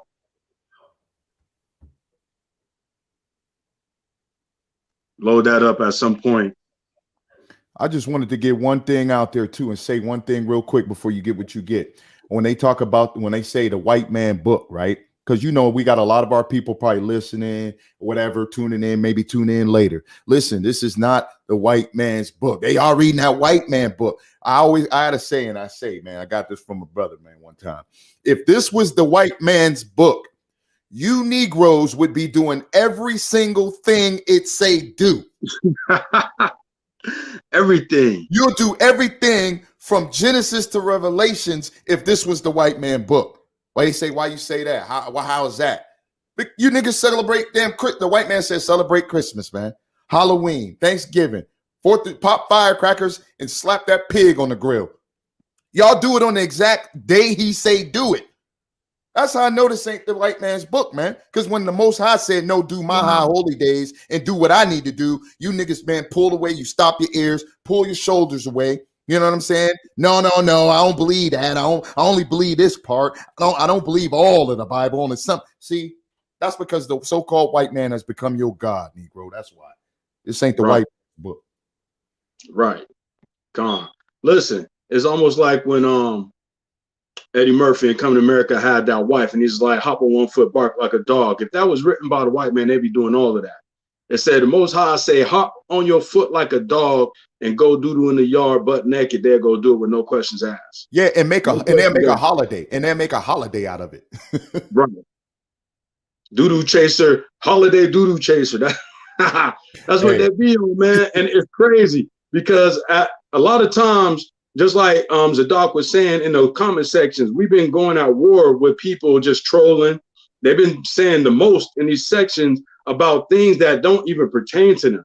You know, when you really be standing for the truth, you notice how ignorant and unknowing, unknowledgeable a lot of these people are, and just how evil and hateful they are, because you speaking directly to your community, to your people, and then they come in with an opinion that has nothing to do with them.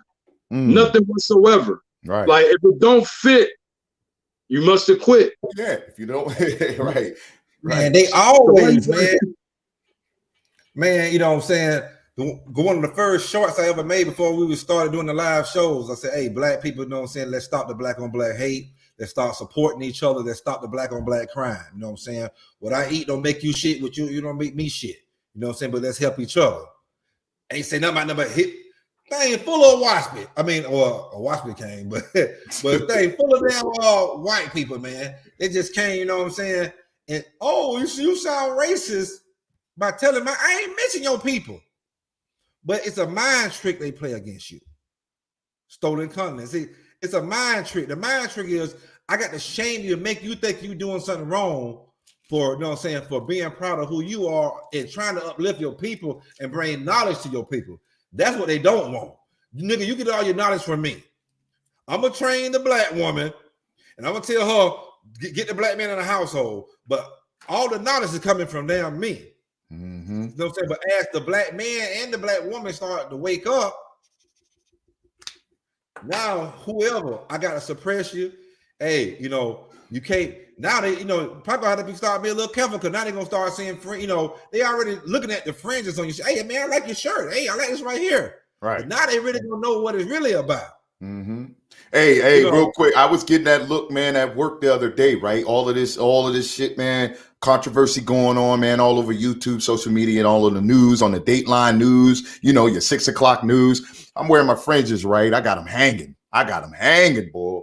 Man, they look, you should see the looks, man, on these heathen faces, man. They want to ask questions so bad, but at the same time, they got this look, like this scared look, this concerned look, right? You know, like this oh shit look, you know, like, you know, it's just amazing to me, man. But you got to keep let that light shine, man. Don't be ashamed. You know what I'm saying? Do not be ashamed, man. These heathen know their time is up, right? Like the Most High said real quick in Psalms 37, man, and 16, right? It said a little that a righteous man hath, right? 17 says, for the arms of the wicked shall be broken, right? But the Lord upholdeth the righteous, man, right? So the damn arm's gonna get broke, man.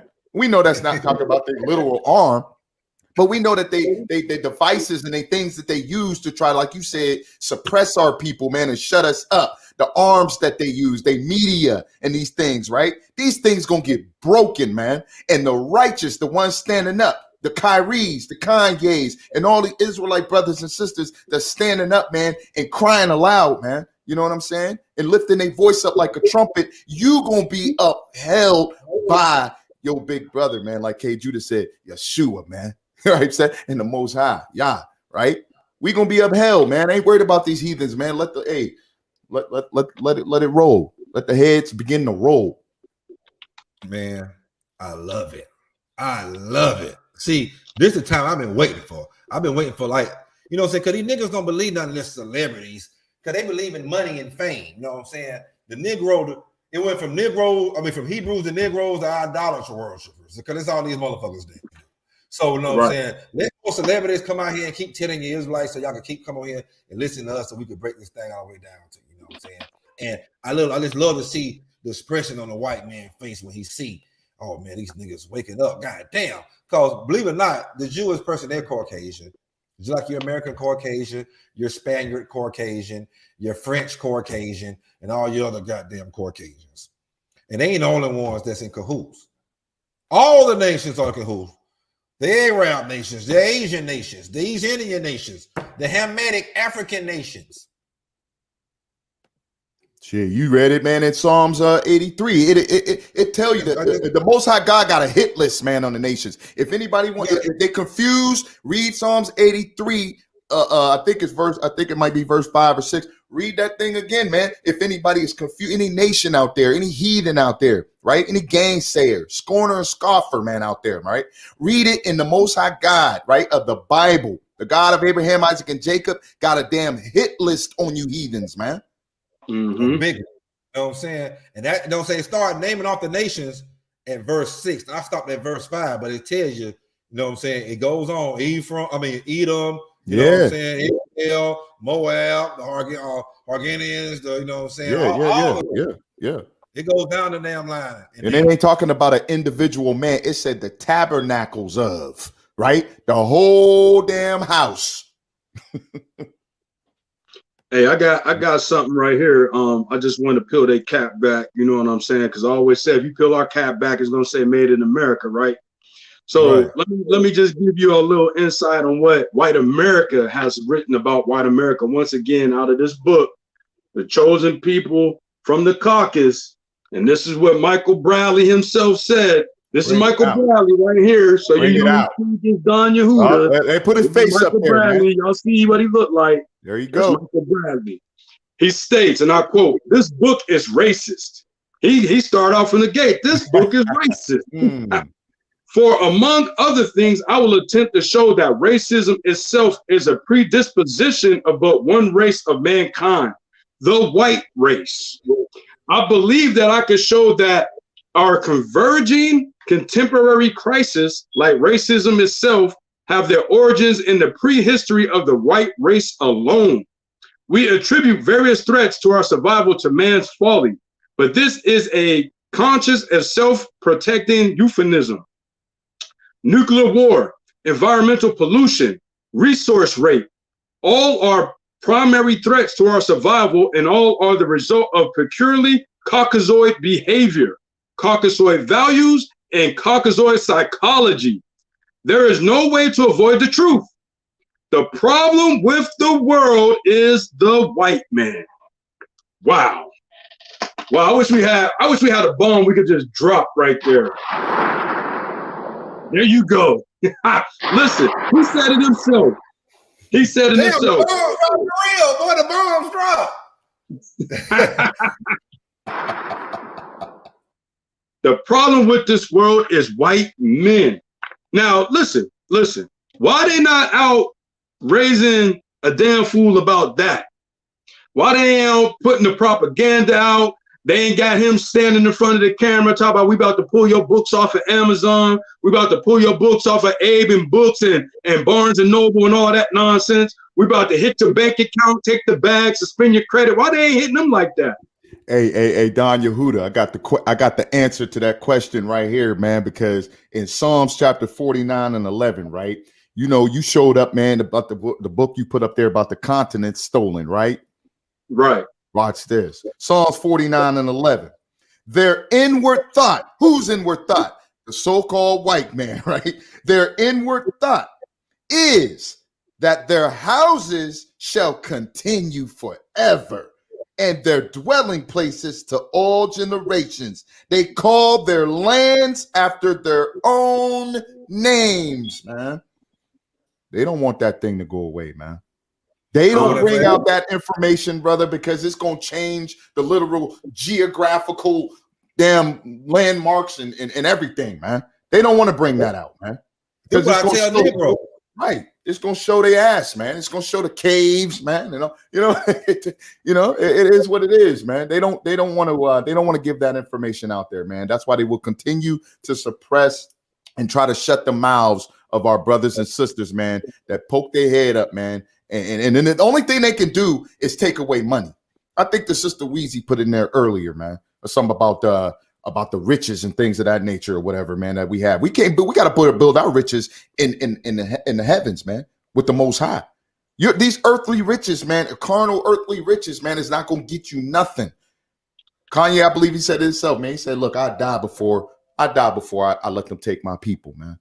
Well, we'll see, Kanye. We'll see, yay.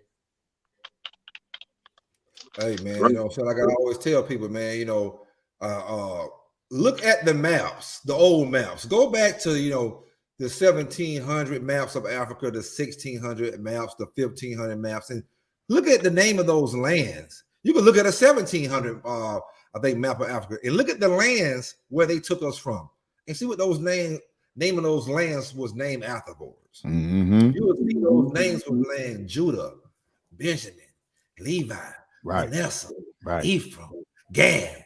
You know what I'm saying? Right. Simeon, Reuben. They were named after the 12 tribes because they knew the tribes are in these lands, and their names the names of the lands is named the tribes. Mm-hmm. So they knew exactly what they was taking. Mm-hmm. No accountability. I was talking about Margaret Singer earlier. The abortions everywhere. They forced that down your damn throat. Right. Make you feel good about killing. Yeah. That's the number one killer of fucking black people. Is abortion. Why they ain't cancel like I said, why they ain't silence or cancel and make them Hillary Clinton why don't they persecute her?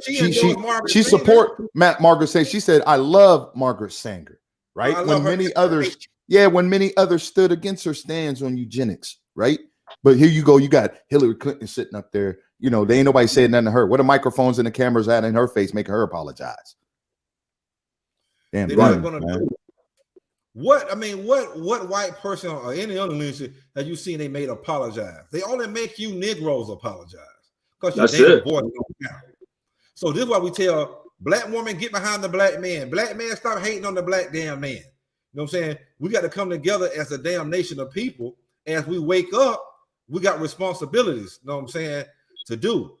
And one of our responsibilities is not to be a damn coon and get on TV and call our brothers and sisters idiots when they just telling you who they think we are according to history and their studies. You will find out that it's quite simple, and this is the accountability of America. This is why it's shame on you, America, because you know exactly who the Negroes are. You know exactly who you took. We are the Israelites of the Bible. You know what I'm saying? It's how you go cross seas. The people across seas telling you who you are. You know what I'm saying? But now America don't tell you because as we start to wake up, they kingdom come down. Another great one. You know what I'm saying? You got the 13 tribe over there by one of their own. By another, the Jewish man, he telling you. The hell, he said, man, if we the Israelites, we're a 13 tribe. That means it must be a tribe that ain't been found yet because there's only damn 12 of them. They excised his ass out, him and his wife, and then they damn disappeared or died, basically disappeared. We nobody know how they, they got killed. So they own people. You got Rabbi Harry Rosenberg. He tell you that the Negroes over here for the land slave trades are the damn Israelites. But he trying to say that his people are too. See, they don't want to let go that they not. So even the ones that telling you that you are, they don't want to let go that they're not. Well, hey, it's a start. Right. It's a start. It's a start. At least you admit that we are. So that should be enough for you Negroes to start investigating. Austin Kushner, the 13th tribe. This is a Jewish man that say, hey, the Negroes are the Israelites. If me and my people are the Israelites, we must be a 13th tribe. Because we don't fit none of the provinces and we wasn't here. The president of Egypt, I forgot his damn name at the time, but he was the president of Egypt at the time. He said, man, it would never be any peace in Israel because the Israelites left black and came back white.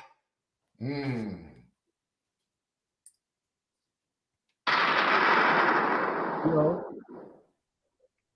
yeah, you hit that right. Hey, you hit that right on the head, dog. That's exactly what he said too. Right. And then they took him out the game like a week later. Took him out the game. Took him out the game. You know what I'm saying? There'll never be any peace. Never be any peace in Israel because the real Israelites left. The Israelites left black and Israelites and came back white, Israeli, and Jewish. You know, and the white man, he's Edom, he's Canaan, he's got them descendants of Japhet. Hell, he's a mingled bastard mixed seed, like the Bible says he is. You know what I'm saying? Listen, I'm showing these books because I don't want to. This ain't no bragging or boasting or anything like this. Yeah, but we actually read. We actually read. We read, and this is to let y'all know, like these books are out there. Like if you're a reader, if you're an avid reader, or even if you're a beginner, get these books, man, because they tell on themselves. There is no lies that's floating around. The only lie is the omission of truth. You know what I'm saying? They tell you that they're the damn devil. You know what I'm saying? They tell you what they did to our people. They tell you how they, you know, conveniently made us Negro, Afro-American, Afro-Latino, Latina, and so forth throughout the whole world in the African diaspora. You know what I'm saying? So they have this stuff documented. And also, there's independent researchers that's been pulling out the truth. You know what I'm saying? And I want to put a disclaimer because, you know, this ain't a knock to all quote unquote white people, because I know there's some white people that are in agreement with what we're talking about. They stand 10 toes down knowing that we are the children of the book. Yeah, there you go right there. Yep, I got that one too, brother. That's a beautiful book right there. They know who we are, and they're willing to support. You know what I'm saying? Because even in the scriptures, we had heathens that supported us. You know what I'm saying? Not every heathen, not all heathens, but there was a remnant or a select few that stood on their toes and supported Israel because they knew that we were the chosen by the Most High Yahuwah. You know what I'm saying? So with that being said, as long as you follow the tenets of the Most High, because the scripture said that y'all cleave unto Israel. So if you're willing to cleave unto Israel, you're willing to follow the commandments of the Most High, then by all means, do that. You know what I'm saying? Blow the trumpet, sound the horn for your people, let them know where they going off at. You know what I'm saying? But outside of that, this for all you heathens. This is for all you Negroes, and I say Negroes because that's for our people that still sleep, still in the congregation of the dead. This is for y'all to wake up. We pointing the finger at you niggas and you white niggas out there. You know what I'm saying? Because the gig is up, boy. Gig is up, boy. And all you weak ass scared niggas, fuck y'all. You know what I'm saying? We're gonna talk to y'all just like Ye talk to you. You know what I'm saying? We ain't got time. All you coons, see, coons make me sick. This is one of the reasons I gotta get the hell out of damn Babylon. I got to flee the matrix because it's too many fucking coons over here, man. And they make me sick to my stomach. You know what I'm saying? The truth is out there on everything. But they'll sit here and try to pamper white people because uncomfortable white people makes these coons uncomfortable. When they see white people getting uncomfortable, they get uncomfortable. Oh, that's uncomfortable. I gotta be uncomfortable. Let me calm these Negroes down. And you know what I'm saying, let me pamper and put a bottle and goddamn, you know what I'm saying, master mouth. Yep. This scripture right here, man, if you brothers don't mind, Colossians 2:8, man. That's what you said. Bring it out. These coons, man, they're sitting there because they're so attached when they say they read the Bible, they love God, they know the scriptures, they wise and understanding. Okay. Colossians 2:8. Beware lest any man spoil you through philosophy and vain deceit after the tradition of men. And it says after the tradition of men, after the rudiments of the world, and not after the Hamashiach, right? So he said, beware, warning, beware, there's a warning to you, man. Lest any man spoil who? The so-called white man has spoiled you Negroes in America, man. Through what? Through his philosophy, the way, the things that his Christianity, man, right? His damn sciences and stuff, man. You know, all that witchcraft and all that, his TV, his media, right? His music, he spoiled you. It said in vain deceit after the tradition of men. All of these holidays, man, we spoiled with Christmases, man. in Valentine's Day and all of this wickedness, right? It says, and not after, it says, and after the rudiments, meaning the patterns, the way that this world spins, that's what our people have latched on to. That's and how we live our lives now. And that's how you become a coon. That's how you become a coon, right? You become a coon, Chris. Hey, we was all there. Let's not lie. Everybody on this panel, everybody, man, in the chat, you was once a damn coon, man. If you was under the missile, if you was walking around carving pumpkins, if you was under the mistletoe, if you think a big fat white baby, man, with an arrow was shooting you in the ass, man, so you could fall in love, you was a goddamn coon, man. Should have been running for the hills. Yeah, exactly. You was a coon, man. You know what I'm saying? You're sitting around, man, popping fireworks, wrapped up in an American flag with red, white, and blue hair, looking like a bomb sickle. You was a coon. you was a coon, man.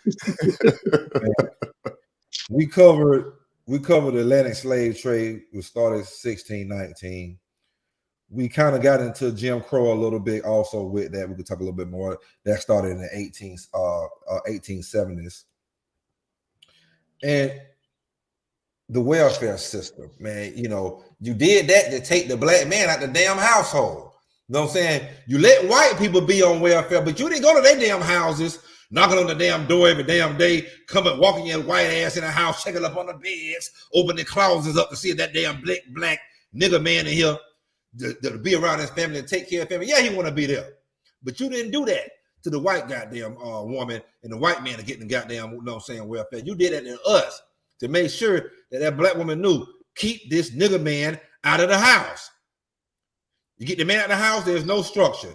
The whole family gonna go to shit. Once you get enough families without the damn black man in the house, then the nation finna go to shit. And here we are today. Mm-hmm. We deep in this shit now. Boo-boo above our heads now. You know what I'm saying? Accountability, white America, accountability. Mm-hmm. You did that.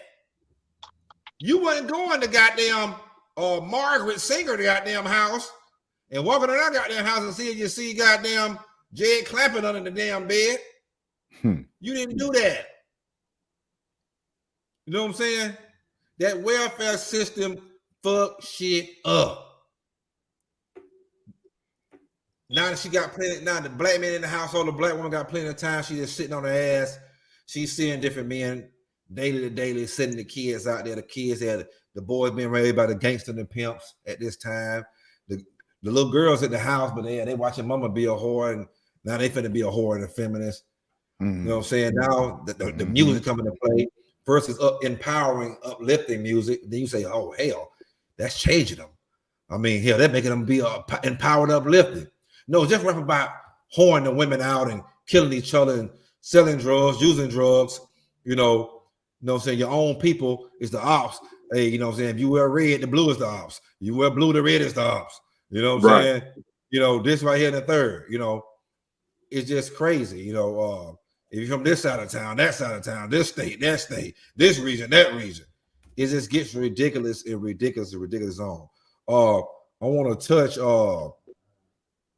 real quick a quick video on the welfare system, and then we got a great video to end it off with, man, and that's gonna set off the fireworks right there. You know what I'm saying? Gonna set off the fireworks. But until then, man, hey man, y'all do me a favor out there when y'all watching live and y'all watching this replay. Hey, hit that like button, hit that subscribe button ASAP. You know what I'm saying? Support real black men and real black women. You know what I'm saying? We for our people. You know what I'm saying? So support. You know what I'm saying? Support the Scoring Black Man podcast. You know what I mean? Support Fire Talk Radio podcast. Support Zadok, which is LTKW Radio podcast. Let's talk knowledge and wisdom. You know what I mean? And that's what we try to do over here, man. Let me get this set up. You know what I'm saying? Y'all can shameless plug again if y'all want to. Once again, we would like for y'all to definitely subscribe to the Scoring Black Man podcast, bringing you all the socio-economic ills in the African diaspora. Also subscribe to Let's Talk Knowledge and Wisdom podcast and to Fire Talk Radio podcast. Definitely catch us on those platforms each and every week. My relationship was Pruitt-Igoe was that of a research assistant. I went to Washington University to graduate school in 1964. I was working on a National Institute of Mental Health funded study on social problems in public housing. My role was to study women and girls in Pruitt-Igoe. I was 20 years old. I'd just gotten out of college. Some of the girls were 18 years old, and I was 2 years older, but yet my life was vastly different. As time passed, I did wonder, would my life have been similar to that of the girls had my parents migrated from Mississippi to St. Louis? Would my opportunities have been different? I guess to put it bluntly, I never saw the people in Pruitt-Igoe as that different from the lives of poor people I had grown up with in Mississippi, except for one thing: the strong, tightly knit communities and families in which I grew up had begun to shatter around the people who were displaced in a northern city with few supports. And the policy and the housing authority was to move the poorest of the poor, the most dependent families, to Pruitt-Igoe. Before we moved into Pruitt-Igoe, the welfare department came to our home. They talked with my mother about moving into the housing project, but the stipulation was that my father could not be with us. They would put us into the housing project only if he left the state. My mother and father discussed it, and they decided that it was best for the 12 children for the father to leave the home. And that's how we got into the projects. The welfare department had a rule that no able-bodied man could be in the house if a woman received aid for dependent children. If a man lost his job, he's looking for work, he still had to leave the home. And there was even a night staff of men who worked for the welfare department, whose job was to go to the homes of the welfare recipients, and they searched to find if there was a man in the home. Sometimes men came back at night to be with their families. Some were found in the closet hiding. I remember vividly my mother telling us, if white people come to the house and ask you guys questions, tell them that your father is not here. Tell them that your father has never been here and you have not seen your father. I trusted her. I knew that there was a reason that we had to do this charade, and I participated in the charade. I sat there and looked those people in the eye and told them with pure earnestness that no, I have not seen my father, and no, my daddy does not live here. And but I knew that I was lying, and that made me wonder, who are these people and how do they have the power to make my mother lie?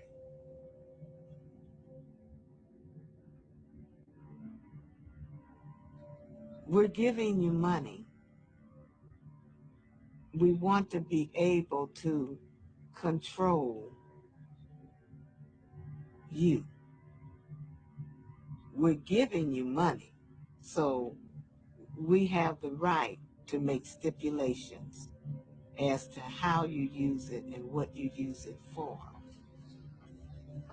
There were so many restrictions.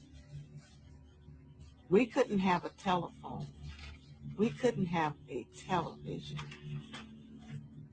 And we were really left at the mercy of the system. In the project, it seemed to be strategically planned to create an environment that people felt isolated, that people felt restricted, that people felt, inhuman almost. You're bad.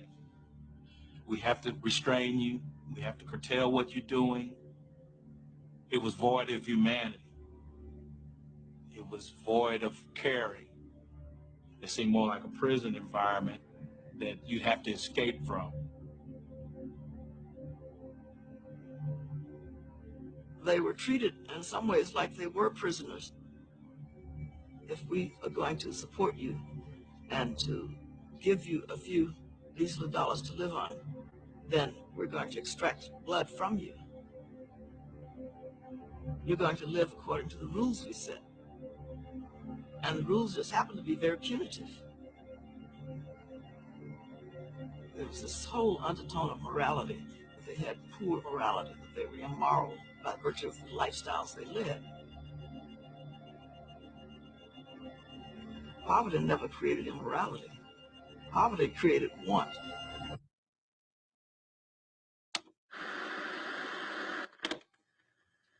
When we first moved in the projects, we couldn't have a television. Here it is. And then my mother got a letter that we could have TV. Barbie's dream house is a wish come true for both of you. And look. I was always interested in the family programs. Programs with fathers. My Little Margie, where the father was so involved with his daughter. Margie! Come on in, Dad. Margie, you know I've always tried to be both mother and father to you. You've been wonderful, Dad. Do you remember that little game we always play when you have a problem that you can't tell your father? But I haven't got any problems. Now come, tell me what's wrong. When I looked at those sitcoms, I just felt like this is the way white people live. Because Black people, from my experience, did not live that way. And I never questioned, I never wondered why. I just figured this is how it is.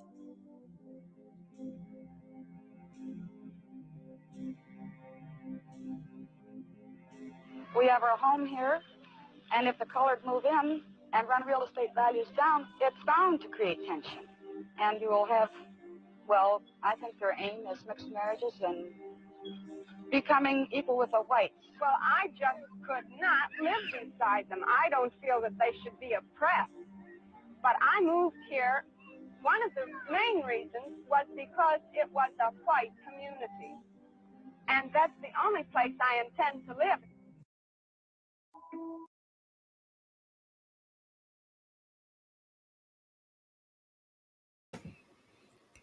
You cave bitch ass mother. We don't want to fuck you anyway. Tell us some motherfucker out there they want to come in just to mix in with us. I don't care about precedent, but yeah, I don't want to. Yeah, shut your ass up. Well, fuck your Neanderthal looking ass, no goddamn way. Well, what the hell is wrong with these motherfuckers, man? You know what I'm saying? Like Sister Weezer say, man. You know what I'm saying? Hey, and they don't know. That's Psalms 149. That's in that movie, Birth of a Nation. That Brothers of the Dark was trying to think of it earlier. Birth of a Nation, the movie. You know what I'm saying? When Brother Nate was sitting there, you know what I'm saying, prophesizing after they didn't beat the hell out of him. He's like, man, look, I ain't preaching no Christianity, goddamn slave master, goddamn teaches doctrine no more. I'm going to teach this truth. I'm teaching Psalms 149. You know, I'm teaching that. Right. That's the new song. That's the new song. That's a new song, and that's also in the Wisdom of Solomon. I think it's it's one of my favorite ones in there. It says, you know what I'm saying, for those who want salvation, pray for the destruction. They say pray for the deliverance of the righteous and the destruction of their enemies. You know what I'm saying? You got to pray for that thing. You know what I'm saying? You got to pray for. That's what the Bible keeps saying. Who are your enemies? Read the Bible, you'll find out. You got to get that Christianity out you, that atheist shit out you. You know what I'm saying? That Nation of Islam stuff out you. Nation of Islam, I like to talk too much shit about them because they do. My dog's snoring like a mother. Man, they do have a good, you know what I'm saying, strong foundation. You know what I'm saying? They are about brotherhood and sisterhood. You know what I'm saying? Just in the wrong book. You know what I'm saying? And they do know that we the Israelites of the Bible. They just used the wrong book. You know what I mean? They used the Bible. Hold on, man. Hey, wake up. Gotta slap my little dog and wake her up, man. But yeah, man, you know what I'm saying? Man, she's snoring like a motherfucker on here right now. Man, so, you know, it is what it is, man. You know what I'm saying? But what y'all think about that, man? Go ahead, Brothers of Dark, man. Get your rocks off, man. You know what I'm saying? Get your rocks off, Brothers of Dark, man. He's trying to hold back, man. I ain't holding back. It's just so much, man. It's just like, I mean, this welfare system, yes, we know when it was introduced by what's his name, that devil Roosevelt back in like 1900s, early 1900s, man.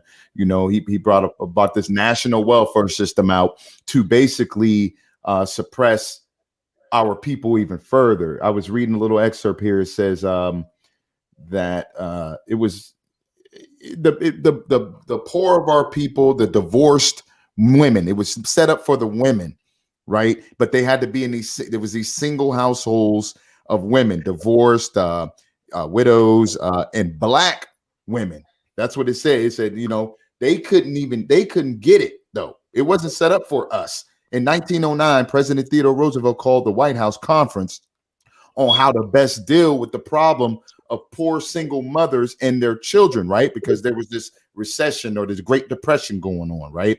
It says the conference declared that preserving the family in the home was preferable to placing the poor in institutions which were widely criticized as costly failures, right? You go down here and it says by 1933, mothers' pensions programs, that's what they was calling it, mothers' pension programs were operating in all but 2 states. They varied greatly from state to state and even from county to county within the state. Now in 1934, the average state grant was $11 a month. $11 a month. It was administered in most cases by state juvenile courts. Mothers' pensions mainly benefited families headed by white widows. It only benefited those of white widows. These programs excluded large numbers of divorced, deserted, and minority mothers and their children. You know, so we know that this enemy, man, is either they already had a head start on this, but just for those who didn't know that this national welfare system was set up in the early 1900s to benefit the so-called white woman and her children.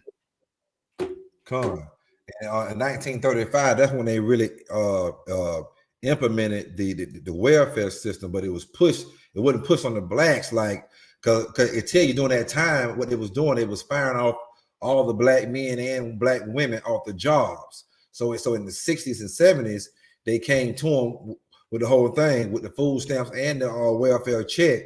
Well, you got to get the black man at the household because this is what they do best. They create the problem and they come to you like they come to solve the problem. Oh, let me create the problem. Hey, I'm the problem solver. Motherfucker, you created the problem. We played that clip earlier that I sent you, and you played the clip where you said the white man sat up there and said it and admitted it. When that go over black folks' head, they don't want to hear that.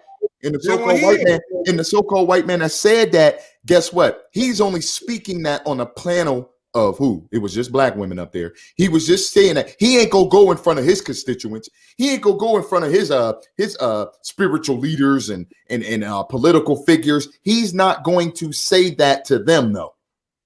He's not going to say that. He's going to stand down on that thing, man. He's not going to gather up all the white mans, right, and sit there and say, hey, now, guys, we created this problem, guys. Now, let's fix it. Come on. Like they go ahead. You know what I'm saying? They ain't going to go stand on the Capitol steps, man, and in front of the White House and shut down highways. Where's the white man shutting down highways at, man, to benefit on the behalf of the so-called black man in America? Where are you? You don't exist, man. They only get up on these platforms, man, to appease black folks when it come time to damn voting. I just had a damn heathen knock on the damn door today. Everybody might just shut the door, man. Ain't nobody trying to hear all that, man. You know, I'm not gonna. Yeah, just shut the door, man. Little redhead dude, man, go ahead somewhere, man. Nobody, I don't want no. Get up out of here, man. Get your goddamn Dennis the Menace looking ass. Right, carrot top looking ass out of here, man. Yeah, brother Don Yehuda, man. What you think about you know the welfare? What you think to watching the welfare, man? And how the crackers at the end, you know what I'm saying, talking about how they feel, why they don't want us around them. You motherfucker, you. Hey, listen, all of that was part of the plan. You had mentioned eugenics and Margaret Sanger earlier. All of these things kind of came into fruition around the same time frame. So it was a concerted effort to destabilize the Black family. We know that the Black family is the power base and the nucleus of our power. You know, when you read in Ephesians chapter 5, it says in verse 28, it says, "So ought men to love their wives as their own bodies. He that loveth his wife loveth himself. For no man ever yet hated his own flesh, but nourisheth and cherisheth it, even as the Most High the church. For we are members of his body, of his flesh, and of his bones. For this cause shall a man leave his father and mother, and shall be joined unto his wife, and they two shall be one flesh." Now, the funny thing about that is, when you read in the Apocrypha, I believe it's in Judith, it tells you that our enemies, they do a diligent search and research of us, and they know exactly how we tick. They know the ebb and flow of our people. So in military, before you can even go to war with your enemy, you have to do research. You have to send a reconnaissance. You have to do intel. You have to get all the necessary information, so that way you know you're as prepared as possible to take down the enemy. They knew, according to the scriptures and according to our culture, that the family was the nucleus of our power. Because with a strong family, you get a strong community. In turn, you get a strong nation. So they wanted to destabilize it by taking the man out of the household. And as we see, it says that a man should love his wife. He's not going to, you know, no man hates himself. So if he's loving his wife like he loves himself, then everything is going to move smoothly. So once you take the man out of the house, you're taking essentially the love out of the house. Because now, once you do that, the woman has to fend for herself. She has to bear the burden of the world. She has to bear the burden of the children, financial burdens, you know what I'm saying? The societal burdens. And then the man, he's really regulated to having to work 2, 3, 4 jobs, you know what I'm saying? Which is then in essence taking him away from seeing his family. He can't be in the household because we know nowadays with the economy the way it is, this fiat dollar falling apart fast right now in real time, you have to have multiple jobs. So in essence, they done put our backs against the wall from, you know, really nurturing and building a family. And so this has all been planned. They knew what they was doing because they can operate without a family. They can operate on an individualized level, not us. We were made to be one and the same with our women and our women with our men, building up a strong structure. You know what I'm saying? That's the whole essence. Other than worshiping the Most High and giving him praise, glory, and honor, the second best thing, like Christ said, the Hamashiach said, the second scripture that is like unto the first is love thy brother like you love yourself. That goes right into the household. That goes right into the community. That goes right into our nation. We're a nation within a nation that's lost and destitute and suffering amnesia. So, you know, it was a real perfect plan because you can dangle a dirty ass dollar in front of a Negro and they're gonna pretty much buck dance, shuck and jive for that thing and do what they need to do to get it. As we've seen this week with our athletes and celebrities that's been denouncing, you know, the brother Kyrie Irving, you know, as the media has been denouncing Ye and also Ron Dalton. So we see this is still a plan that's in effect. It's just taking different layers, different angles, different avenues to try to accomplish the same goal. Right, man. Most definitely, man. And as y'all see, you know, man, they just want to make sure that the black man is out of the household. You know, they promote it in everything, the feminism movement, which goes hand in hand with the LGBTQ movement. You know what I'm saying? Which goes hand in hand with this witchcraft movement that they want to push upon our women and, you know, and the men. You know what I'm saying? We got a show coming up pretty soon, you know what I'm saying, talking about, you know, the gay black man is the only black man that America wants to accept. And, you know, white America, you make it that way. You know what I'm saying? Not necessarily the average Joe, but the ones that's making these policies and laws. This is why I keep saying a black man and a black woman can never be racist in America. A Negro in America can never be racist. A Negro in North America, South America, Central America, Europe, and other Asian countries, you could never, because you don't make the laws and policies. Don't control. See, racism is making laws and policies to control another race of people livelihood, their lives. So we don't make it. So I don't see no Negroes making any laws and policies that control. Hey, we can make laws and policies that control our own. We don't have that power over here. So white America, where's your accountability? You damn devil, you little pale pasty ass little bitch ass devil, you. Where's your accountability? Right. Hey, real quick. Where's the the Willie Lynch letter, right? Everybody familiar with the Willie Lynch letter, right? Where's the Marcus Jones letter, man, to the white man? How you make a white man? You know what I'm saying? Where you know what I'm saying? Where the Leroy Jackson letter, man? Where's it at? Where the Leroy Jackson letter at, man? Right. Man, this broadcast is long overdue, man. Me and Brothers of Dark was like, man, we've been beating our people up, which we should, and we're gonna continue to beat y'all ass. You know what I'm saying? Beat ourselves. As we beat y'all, we beat ourselves. You know what I'm saying? Right. We die daily like Paul. That's You know what right. I'm saying? We got to kill the old man off daily. Like, Hey, it said right there, how you kill the old man? Kill the old man. You got to beat that nigga up, man. Do a bloody post, man. Spiritually, every day. Every day, man, for real. You know what I'm saying? But we said, man, just ain't gave it an Esau. I kind of gave a little bit in episode 3 when why everybody hates the black man, and I went into why the black man hates the black man, why the white men and other nation, the white people of the other nations hate the black man, and why the black woman. But so we had to give it a whole episode. We never gave it a whole episode. We were just sparing it, really. But I guess the spirit has to move, so to speak. So it's time that y'all get y'all ass spanked here the damn day. You know what I'm saying? You have no accountability. You know what I'm saying? Colonialism all around the damn world. All you do is go shoot your damn vaccines in motherfuckers. You know what I'm saying? It's 3 things I always say. That if you don't accept these 3 things, America is going to do something to you. They're going to, you know what I'm saying, do some kind of physical harm or take some kind of sanctions and take shit away.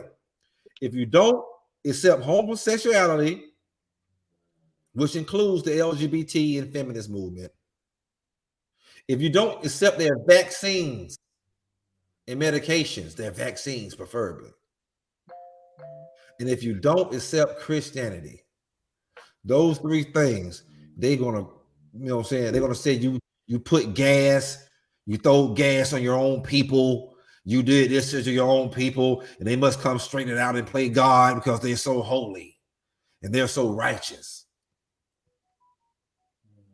And a lot of you Negroes believe this bullshit over here, man. A lot of you Negroes believe this shit, man. This is, you know what I'm saying, it's crazy, you know what I'm saying? You got, our own people going against these brothers, you know what I'm saying, and sisters that's trying to stand up. And you got so many other brothers and sisters that, only Israelites can know that, okay, they speak in Israelite language, you know what I'm saying? But they scared that they better not say, we the Hebrew Israelites. They have to say something like, they were black Jews too, and laid out. Well, I don't, it's certain things in the books or the movies I don't believe. Was let you know it's a lot of stuff I do believe too. So then, you get these signs, you know what I mean? You know what I'm saying? These gestures, you know what I'm saying, they putting out there right now, man, because it's a world, man. It's a world. We're gonna get in. We got 2 more videos. You know what I'm saying? Yeah, Sister Wiz, we're gonna give these damn devils hell every time. You know what I'm saying? We could do it. You know what I'm saying? We're gonna give them goddamn hell every damn time. You know what I'm saying? Anything y'all want to say real quick? Shameless plugs, everything else. No, just everybody go over, man. Like I said, go over to the Scoring Black Man podcast, hit that like button, subscribe and share the podcast. Go over to Fire Talk Radio podcast, hit that like button, share it. Same thing with the Let's Talk Knowledge and Wisdom radio podcast, man. Just we out here, man, trying to wake our people up, man, doing the best we can, put our little brick in, man. We just trying to put a brick in, man, for the Most High. And y'all also go over to if y'all like a little traveling, a little comedy, you know what I'm saying? It's not an Israelite channel, so you know it's gonna be some little drinking here, you know what I'm saying? Go with the Hilltop, traveling everywhere. Hit that subscribe button, show your boy some support, even if you don't want to watch it. Hit the subscribe button any damn way. Go ahead, brother Don Yehuda. Yeah, and with that, John 8:32, and you shall know the truth, and the truth shall make you free. So hopefully, you know, with this information coming out today, for those who may not be of the Hebraic faith or understanding, that's coming in just off of seeing the previews on the side of YouTube, glean into this information, research it, study it for yourself, and know who you are as a person, as a people, as a nation. So that way you can start shrugging off the shackles of indoctrination and slavery that's on your mind. Because like Brother Sadak said, they got a satellite in your brain. And if you was to examine your brain, it's going to say made in America. So let's get out of that mindset and out of that way of life and get back to the Most High. Why don't you own apartment buildings? Seriously, why don't you own these big apartment buildings? And I get it.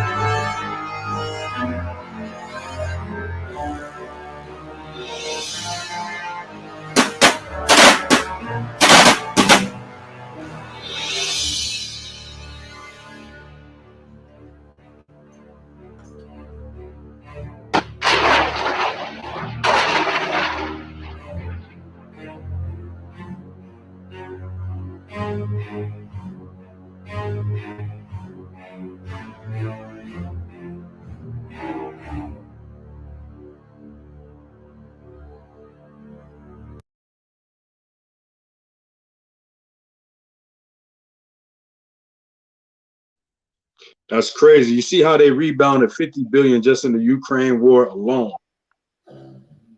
Right, man. And brother Don Yehuda, I wanted you to you know what I'm saying, start this right here off, man. You know what I'm saying? The horror mongering, you know what I'm saying? The accountability, you know what I'm saying? And you know, it killed me when white Americans say, you know, you should pledge allegiance and you know, and put your hand over your heart when you say this.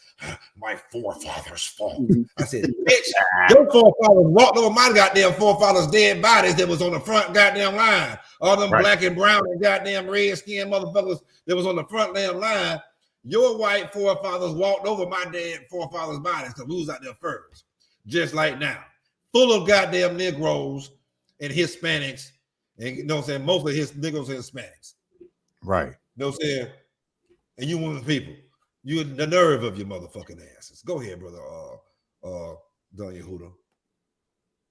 Yeah, you know, warmongering is a big thing here in Western civilization.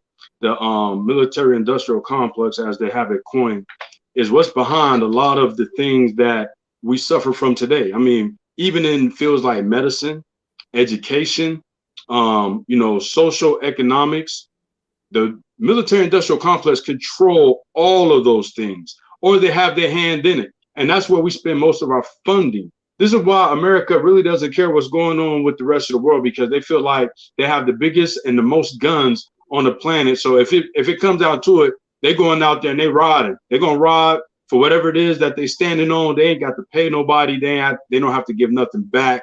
They took it by force and they're gonna keep it by force. You know what I'm saying? So with everything that's going on, every little skirmish, every little war, every little conflict, there's money to be made. They said in order for you to balance the books of an economy of a country, you have to go to war. Mm-hmm.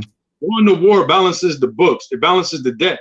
Because what happens is this: the bankers, the Rothschilds and others are going to fund both sides of the war. And so both sides of the war are already in debt to the banking establishment.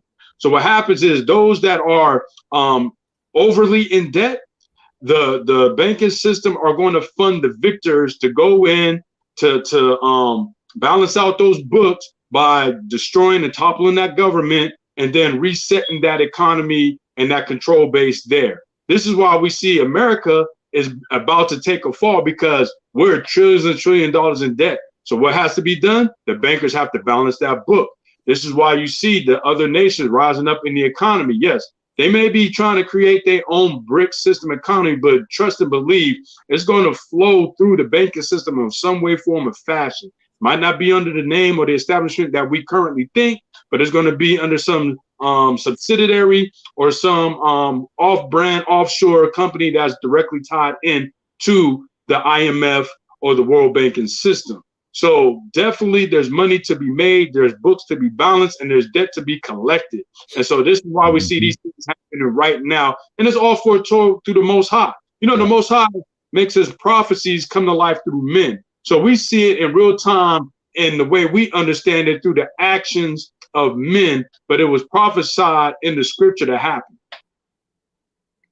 Come on, man. Come. You on mute, brother. Oh no, go ahead, brother Zadok. No, man, Khan, man, brother on Yehuda, man, Fire Talk Radio Podcast, bringing it out, man, for real. This warmongering, man, is crazy. I just, on that video you just played, I looked at something, man, and I looked at the math on something. They said they spent about $78,000 per missile, right? And then another $100,000 on something that pretty much, you know, you can use it again. That's a combined total of about $178,000, right? Now, how many Negroes is in America? Now, we're talking about, let's on the back end here about reparations.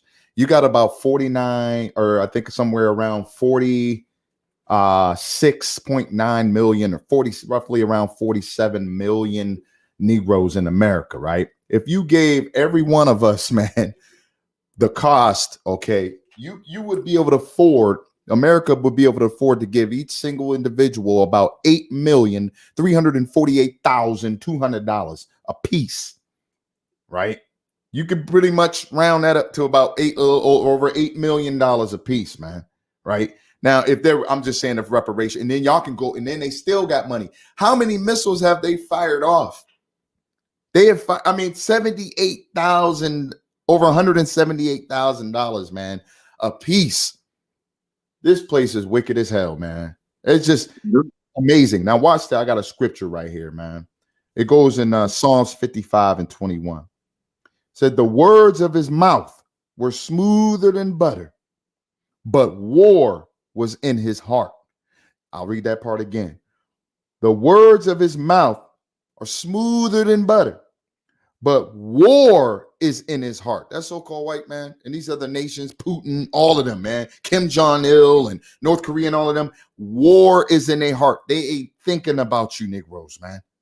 The last thing on their mind is giving y'all money. That white man that said it earlier in the podcast when you played the video. He's a speaker in the House. I don't know, some Edomite man. He said, I don't think what my forefathers did, you know, America, we ain't responsible for paying nothing. I don't think money is the answer. Right? Remember that? Yeah, money ain't. I ain't giving you Negroes no money. He flat out said it, man. And then he went on about his little speech. Why? Because war is in his heart. But they got $178,000 per bullet, though. They got $178,000 to fire off in the air. A lot of them misfire and just land in the water somewhere. They don't even go off, right? They said that's how much they care about you Negroes here in America. Those of you that are latched on to America, right? It said, war is in his heart. His words were soft than oil, yet were they drawn swords, man, right? What did Tupac say? They got money for war, but can't feed the poor, right?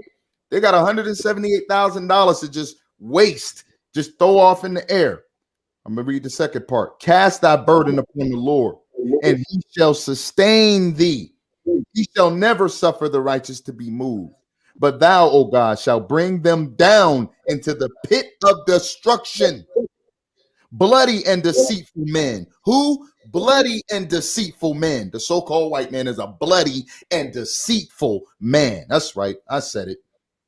Right? Men shall not live out half their days, but I will trust in thee. So there you go. Ain't no reparations for us, man. Forget about it.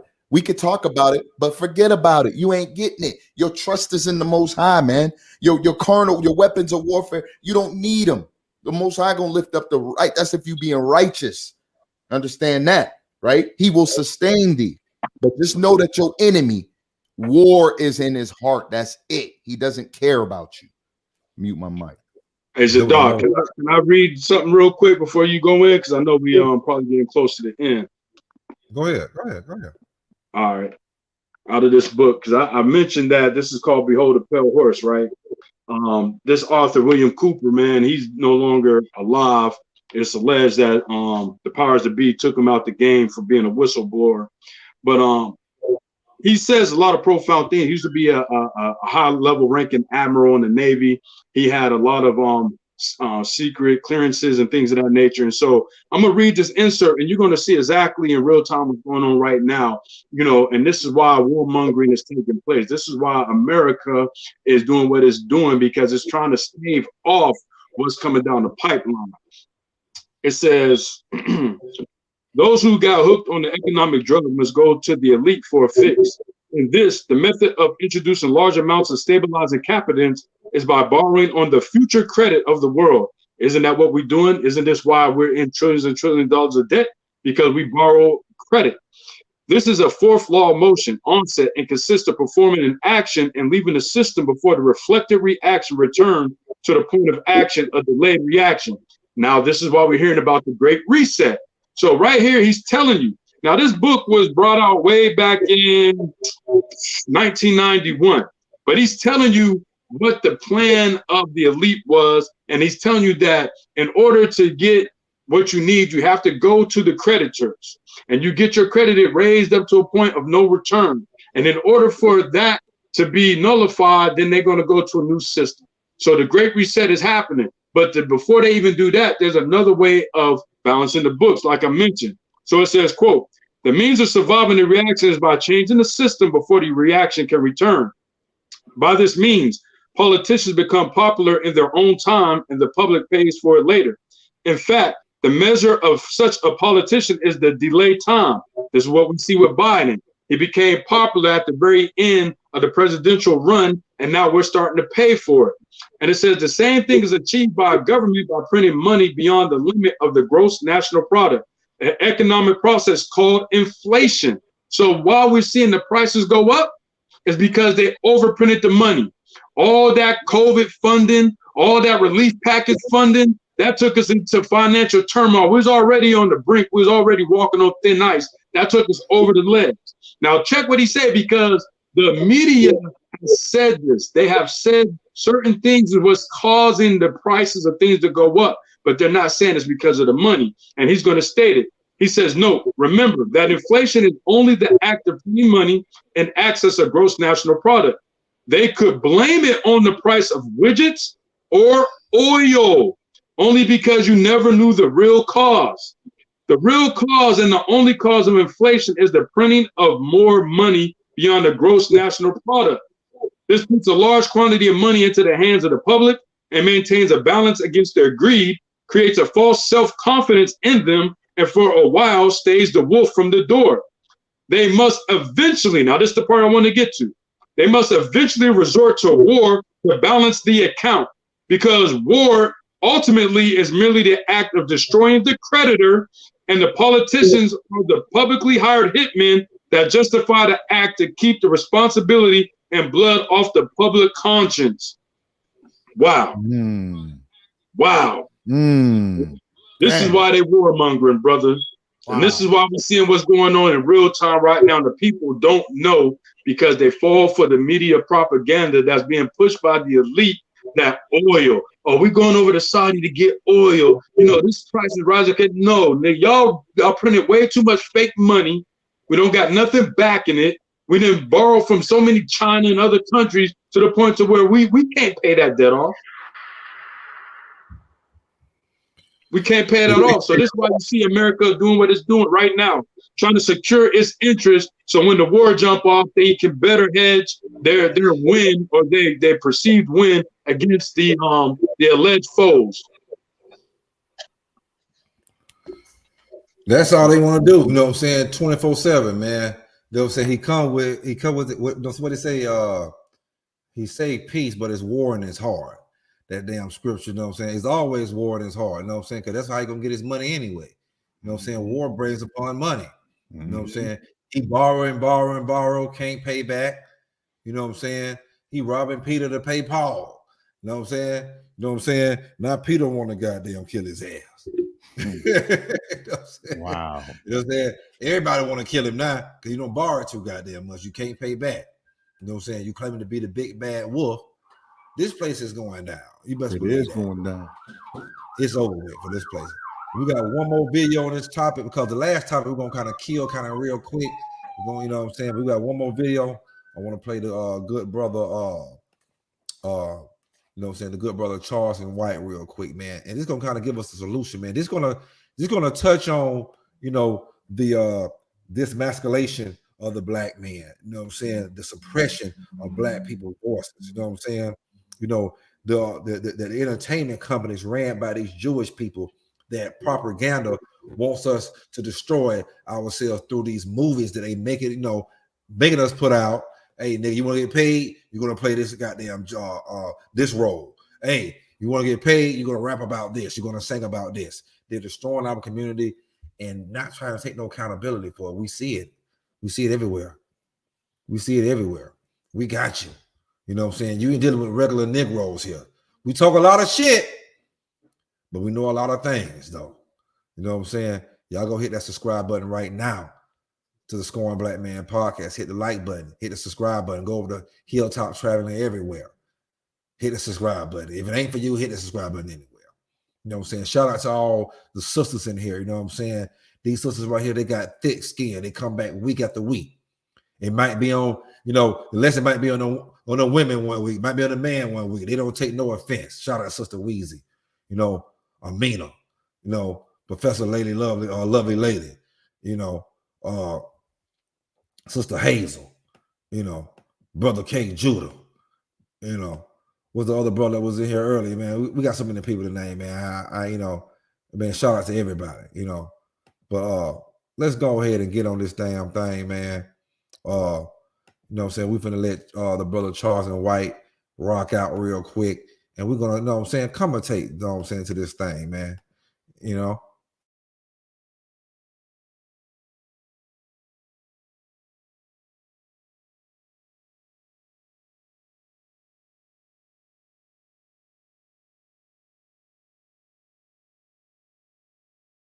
We still they ain't in this position because we can all come together and shake our dick at them if we want to.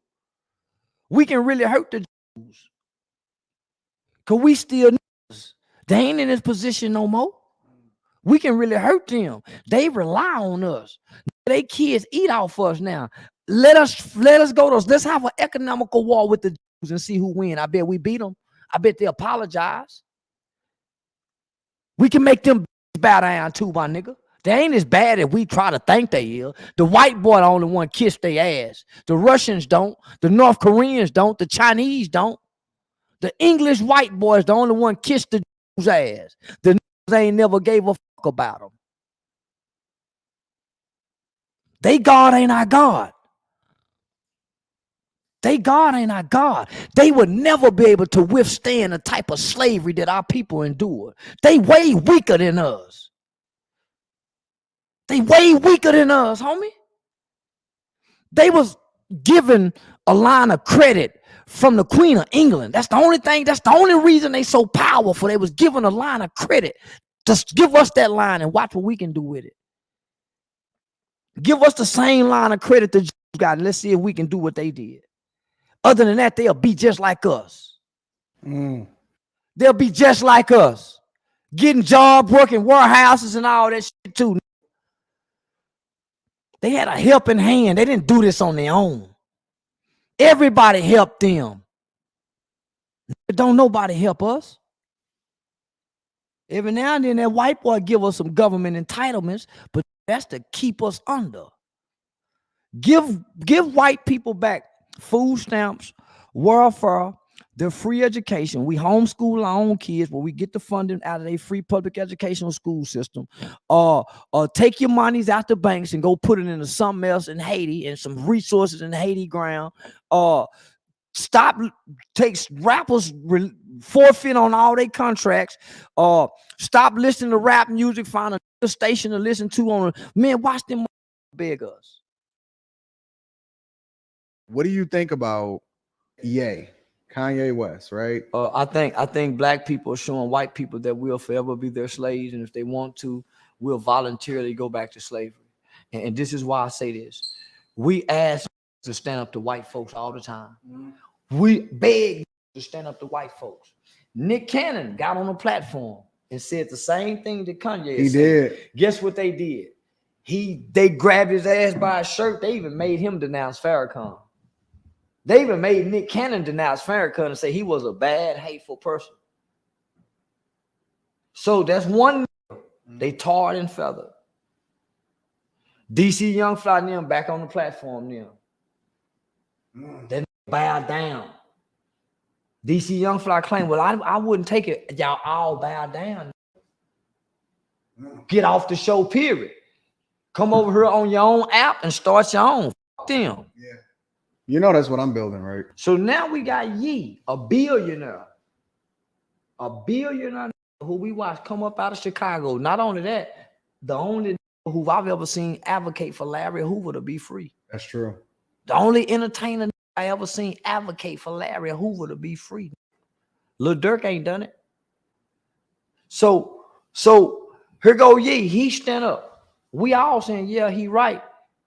But boy, when they grab that baddest, that's always been a tactic. You take the baddest, bring him out in front of all the slaves, and you tie him up and you whoop him, and you whoop him, and you whoop him, and you whoop him, and you whoop him, and you whoop him, and you whoop him, and you whoop him, and you keep whooping him in front of all these slaves. This y'all baddest one, y'all richest one. He gonna stand up to us. And we all sit there and watch. Don't nobody join in. No celebrity, no entertainer. Jay-Z punk ass turned on him. They whooping him. They putting them lashes on his back. Then he find out, Toby, I'm sorry, y'all. I'm sorry. They still whooping him. I'm sorry. They still whooping him. And he still saying, I'm sorry. They won't stop whooping him. And we ain't said that's enough. We ain't stood up and said, fuck y'all. That's enough. We ain't playing no more basketball. We ain't doing nothing no more. Because we can all come together and shake our dick at them if we want to. We can really hurt the Jews. Because we still niggas. They ain't in this position no more. We can really hurt them. They rely on us. They kids eat off us now. Let us go to us. Let's have an economical war with the Jews and see who win. I bet we beat them. I bet they apologize. We can make them bow down too, man. They ain't as bad as we try to think they is. The white boy the only one kiss their ass. The Russians don't. The North Koreans don't. The Chinese don't. The English white boys the only one kiss the Jews' ass. The niggas ain't never gave a fuck about them. They God ain't our God. They God ain't our God. They would never be able to withstand the type of slavery that our people endured. They way weaker than us. They way weaker than us, homie. They was given a line of credit from the Queen of England. That's the only thing. That's the only reason they so powerful. They was given a line of credit. Just give us that line and watch what we can do with it. Give us the same line of credit that you got, and let's see if we can do what they did. Other than that, they'll be just like us. They'll be just like us, getting jobs, working warehouses and all that shit too. They had a helping hand. They didn't do this on their own. Everybody helped them. Don't nobody help us. Every now and then that white boy give us some government entitlements, but that's to keep us under. Give white people back food stamps, welfare, their free education. We homeschool our own kids, but we get the funding out of their free public educational school system. Take your monies out the banks and go put it into something else in Haiti and some resources in Haiti ground. Stop, takes rappers forfeit on all their contracts. Stop listening to rap music. Find a station to listen to on. Man, watch them beg us. We just do it for 1 year. Unplug from these. They can't stop us. Well, we are our own worst enemy. That's it.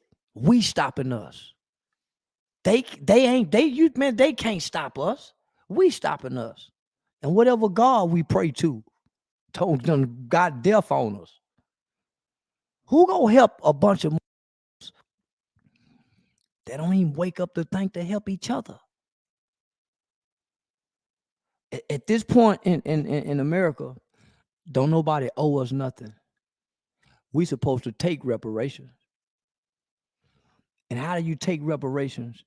By going to the United Nations. They'll give it to us. But we run into Congress. Congress don't owe us nothing. The United Nations made a declaration saying they owe us. That is pretty incredible and that's pretty powerful. And I don't think that it's anybody with enough balls outside of you and Ye that's willing to say it.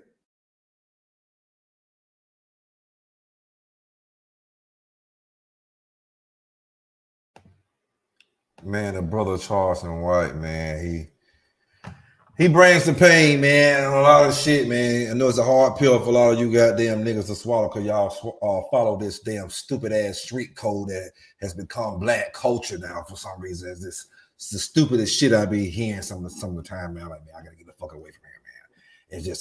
It just drives me fucking goddamn mad.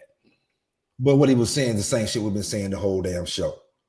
You niggas don't want to get behind brothers and sisters that's bringing forth truth. The suppression, I don't know if you agree with what he said. If you don't agree, the suppression of your black voice, someone trying to son you and belittle you so you can't have a voice.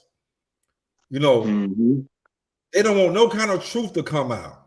They bring you out and they show you off in front of everybody and make you a damn spectacle and an example. Instead of you niggas saying, hey, man, we ain't gonna allow this to happen. We don't care if we disagree with a brother or sister.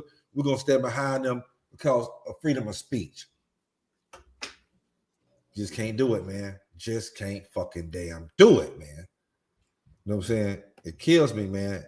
It kills me, man. You know what I'm saying? It's just, it's a hurtful that damn thing, man. It's only going to be, I ain't going to be long, but it's only going to be a selective few of us, man, that stand in unity, right? Against this oppression, man. You know, the scriptures, man, it was made and put together, man, by our forefathers as what does it say? Insurrection, man, right? Against oppression. Insurrection against oppression. And we have to apply it. I just put in the little comments over there, man, that the only way we could shut this thing down is monetarily, right? We understand that money is a defense, right? The so-called white man understands that money is a defense, right? See, but we take it and use it as, you know, we love it. It say the money is the root of all evil. See, that's what we fall upon. We take it. We're covetous people, man, right? We Charleston White just said it, man. You know, our people stood up there and they whipping on Kyrie. They whipping on Kanye, man, and we sitting up scared. All the celebrities sit up there and they scared. They don't want the same thing happening to them. They don't want that whip, so they're not gonna speak up. You got to tell. This whole thing is tied in about money, and we afraid to lose it. We don't want, But hey, man, it's just a shame, man. Yeah, we got to stand up as a unit, form like Voltron. You know what I'm saying? Brother, doing you the Fire Talk Radio, man. What you think about, Charleston White, what he got to say about, the whole suppressing of the voice, the emasculation of, the black man and just, the power that we have that we don't enforce. Yo, a lot of times I've always said that you don't necessarily need to quote scripture to be speaking scripture. If you overdig what I'm saying, because he says so many scriptural references to what he was talking about. For example, when he said, our God is not their God, we get that in Psalms 147, 19 and 20. He showeth his word unto Jacob, his statutes, his judgments unto Israel. He have not dealt so with any nation. That's scriptural. He brought that out. When he said for us to, get on our own platforms and do what we need to do as far as making our own money just to get away from, the establishment that's trying to control our voice. That's Zephaniah 2:1. Gather yourselves together, O yea, gather together, O nation, not desire. You know what I'm saying? When he spoke about even the white boys, they give us some entitlement, but that's just to control us. You know what I'm saying? That's scriptural. That's going into man, I mean, the gift is quite a few scriptures, you know what I'm saying? But a gift corrupts the heart. You know what I'm saying? It makes you passive. It doesn't make you question anything. Right. I mean, man, the brother talked so eloquently. I don't think he knew. I think, man, listen, the Most High was in him. I don't think the brother even knew he was coming off so in the spirit, because that hit a different way. When everybody saw that clip, that hit a different way, man. That thing resonated with our people so deep, because they already kind of gravitate, you either hate or love Charleston White. But the moments where everybody could love Charleston White, he shines, and he shines like a diamond. And that point right there, that brother really shined out for the Most High, because he stood up, like the Most High said, who gonna stand up for him against the oppressor, against the evil ones? He's telling y'all in so many words, niggas, get up off your ass. Y'all need to come together. Y'all need to build on your own 10 toes, on your own community. Y'all need to deal with one another. Y'all need to quit taking these gifts, quit settling for what they're giving you. Jump off them platforms. If you say you're mad, get off of the Nick Cannon show, get off of this movie, get off of that team, leave all that stuff alone. You know what I'm saying? We've had athletes that suggested starting their own basketball league. Negroes don't want to go and do it. They scared. Hey, you know what I'm saying? That don't even make sense, man. That's don't make no sense. We've had people like Sam Cooke, even Jay Prince and Irv Gotti and Suge Knight wanted to start their own distribution. Niggas didn't want to get behind it. You know what I'm saying? We've had brothers that want to start political systems, and we don't got people that's willing to stand behind that and make the movement pop.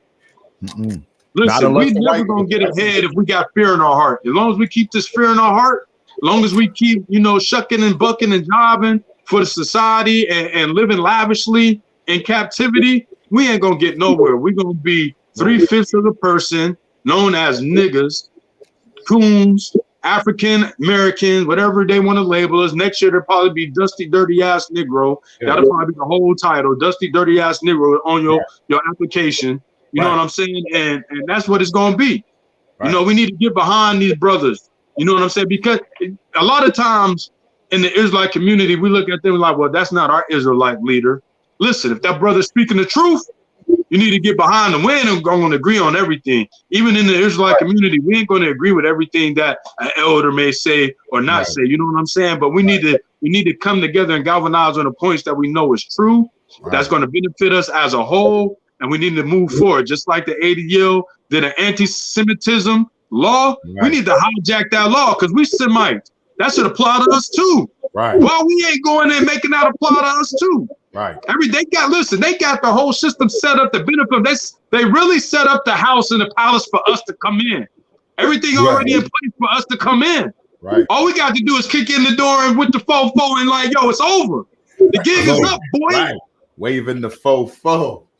Right. Kicking the door with the fofo, like I was saying earlier. Man, I had that one of my bars on my old routes back in the day. I think probably everybody probably had that line, kicking the door with the fofo. You know what I'm saying? Waving the fofo, starting with the fofo. You know what I'm saying? But like I was saying earlier, our people so in the entertainment business, they so damn lazy now because they used to all the work being done for them. They just sit there and shoot a basketball, catch a goddamn football. Right. You know what I'm saying? Say some jokes, rap, sing, and everything else is done. Get that business. Right. This is how you motherfuckers be getting so many millions of dollars stole from your ass because that goddamn devil that the Bible speaks of, that devil stealing all your shit. You ain't handling your business. Right. So when you want to speak freely, you can't speak freely because they're going to take it. They're going to take your money. And you Negroes, you Negroes always fold when it comes out of money. I'm telling you, watch how these Negroes fold in the Bible. When they start putting people to death, watch how they really fold. Right. They folded now for money. Right. Imagine how they fold when they see people's throats and heads cut off because they standing for this truth. Right. People got put in a fire range and lit up. That's why the scriptures even tell us, man, that those of your own house gonna deliver you up. They foes of your own house, your own people gonna deliver you up. Oh, them niggas over. Oh, I'll show you. I know where a bunch of niggas is at with fringes on. I know where they at talking about them scriptures at. It's gonna be a big crowd, a damn angry tumult of damn black faces, man, rounding you up, man. You know what I'm saying? You talk about that in Second Esdras, man, in chapter 5.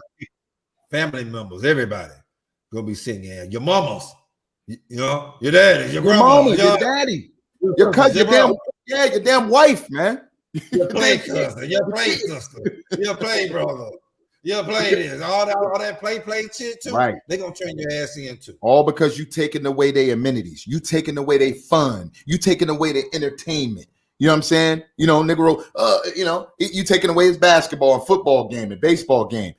All we like to do is be entertained, man. We can care less about the oppression of our own people and the death and destruction of our own people. We just want to be, hell, even that's entertaining to us. We record that and put it on World Star and on these social media platforms and laugh and take off down on the concrete. They got the cameras out. Exactly, they pulling out cameras, man. Before his mama and them even know he died. You know what I'm saying?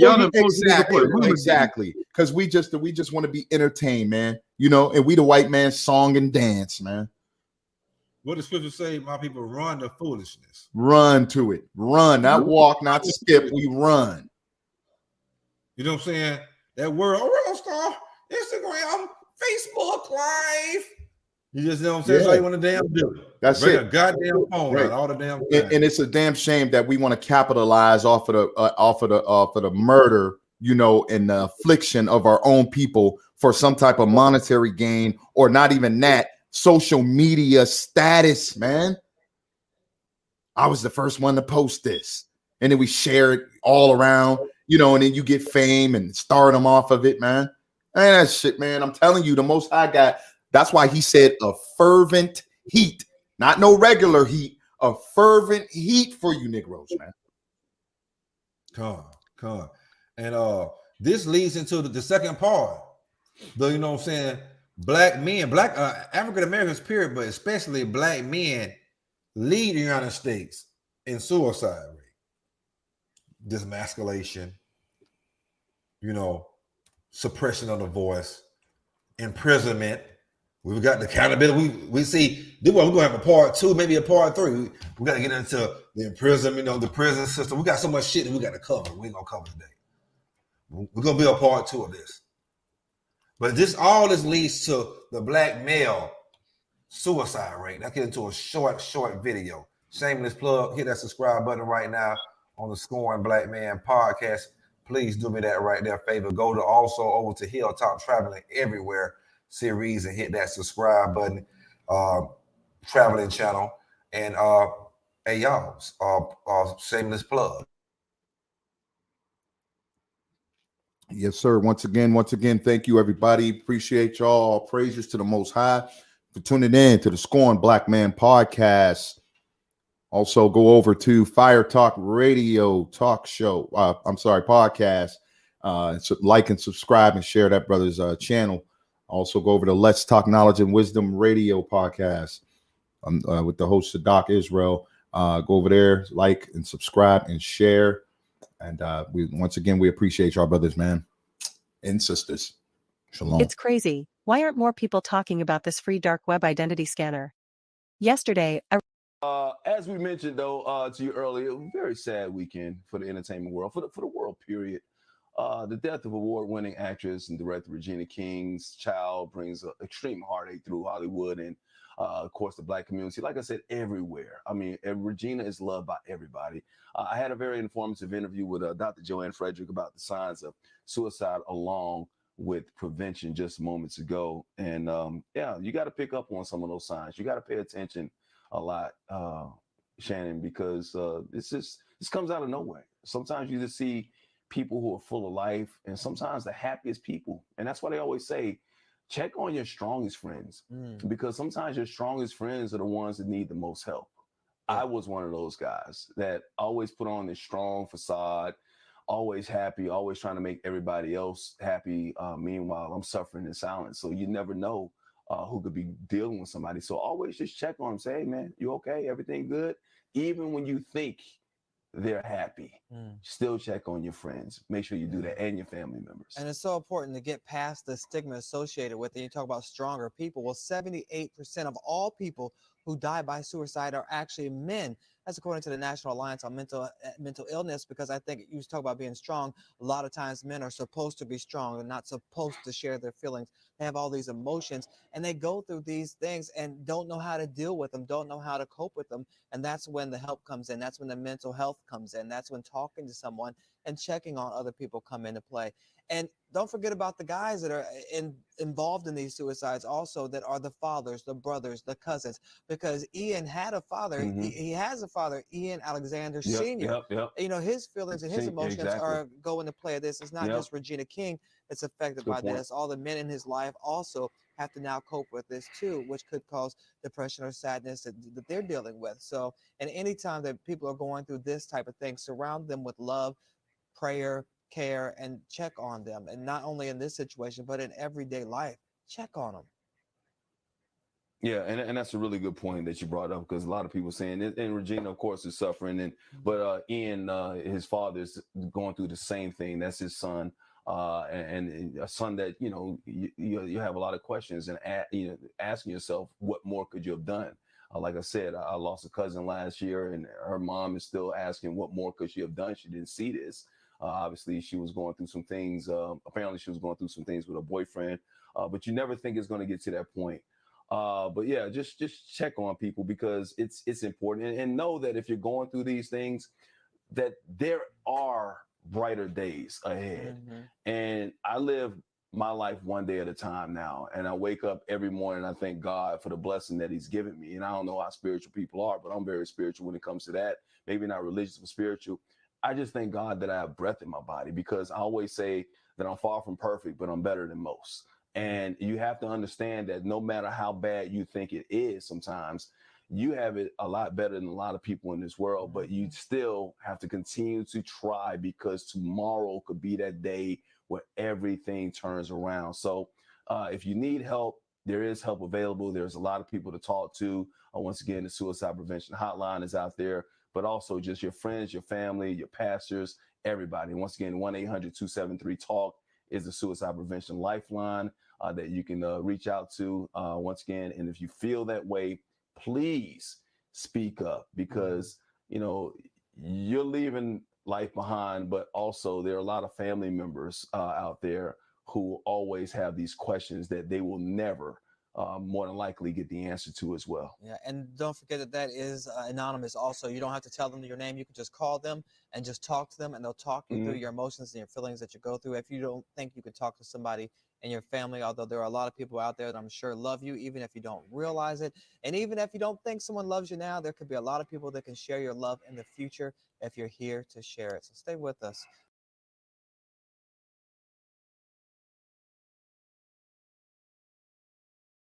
Yeah. I got a few statistics. Well, a little statistics here. Out of all the suicide in the United States of America, 80% goes to African Americans. African Americans, you account for 80% of the suicide rate here in the Matrix, aka Babylon the Great, Mystery Babylon. Man, shout out to K Judah, man. Y'all go hit the subscribe button to the K Judah Show, COC family, everybody, man. Y'all make sure y'all hit the subscribe button over there. But yeah, so the out of all the suicides in America, once again, 80% goes to African Americans. African Americans account for 80%. Bro, The that used to be accountability. like a white man's stereotype back in the day. You never would have thought that brothers was committing suicide, just like serial killers. You never thought it was a black serial killer. Wasn't no black Right. suicidists. Right. You know what I'm saying? And this is right now, 80% of America's suicide comes from African Americans. And out of those 80%, so now out of the suicides out of African Americans, 80.38% goes to the black man.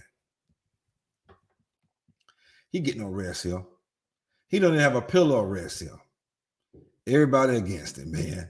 He just can't win, man. You know what I'm saying? He come home, you know, he don't get no rest there, man. You know what I'm saying? He just get more stressed out. This is why we die early too. We just don't have a high suicide rate. We die early. You know what I'm saying?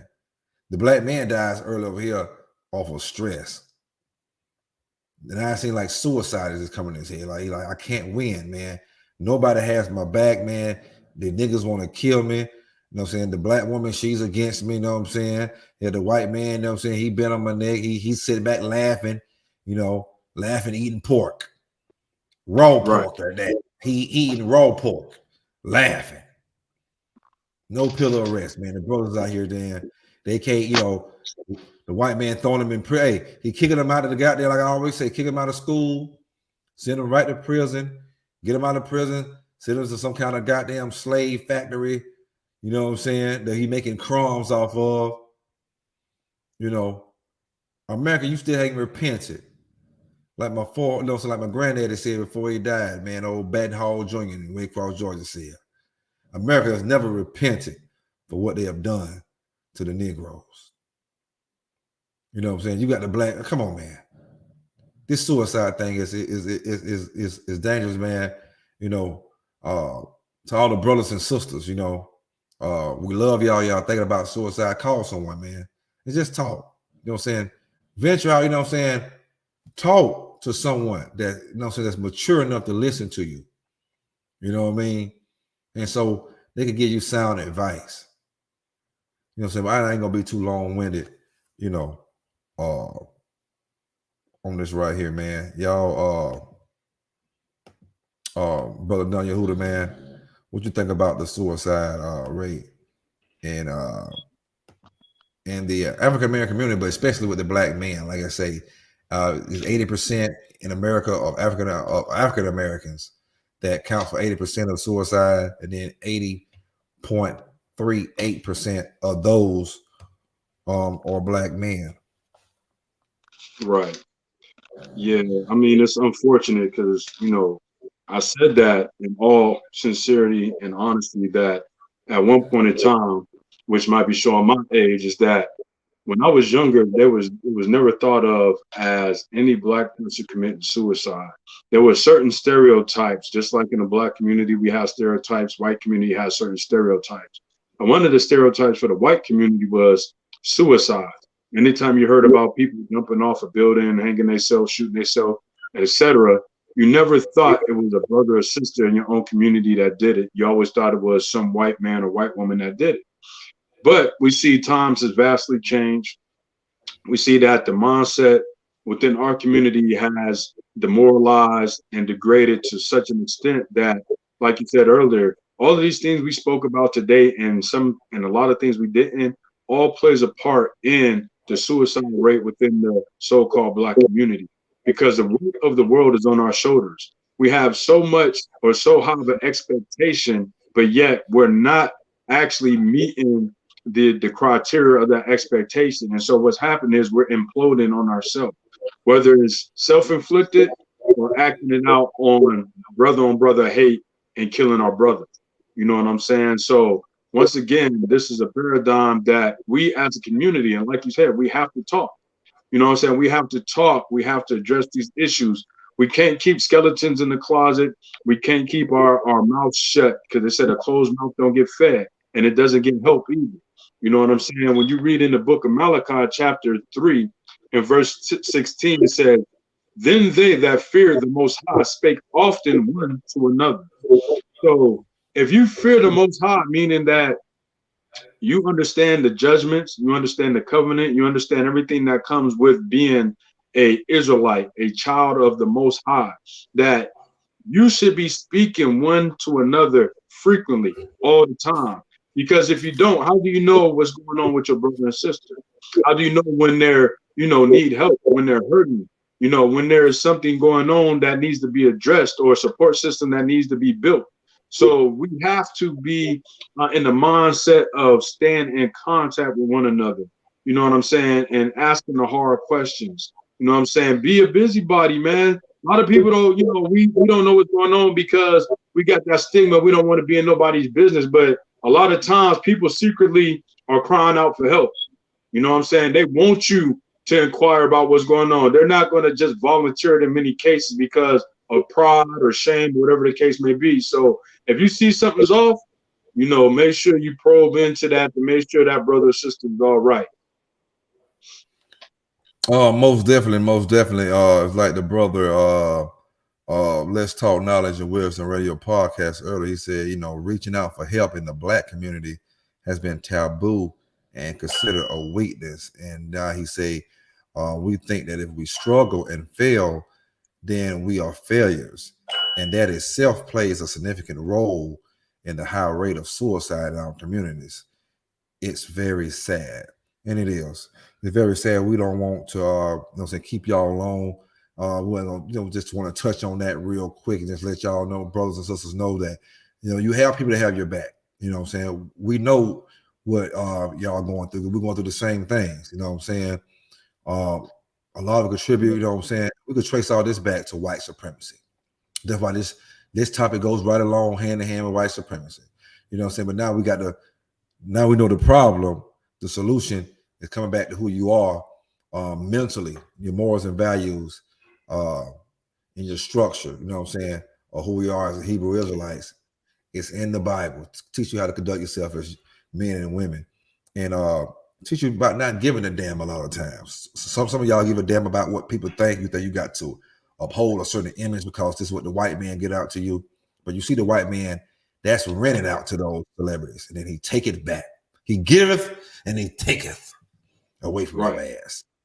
And then your ass tuck your tail and go back in and do whatever master tell you to do. Master want to shame you and shame you and shame you and shame you. But man, hey, would I give a special shout out to everybody? Thank y'all for watching the show. Y'all go subscribe to the good brother Daniel Huda Fire Talk Radio podcast. You know what I'm saying? Y'all go and subscribe to LTKW Radio podcast. You know what I'm saying? The brothers are dark. And y'all also go over to K Judah Show, COCFOPE. He about to come on here in about 25 minutes. We're going over to support the brother. He bring out a fire show today.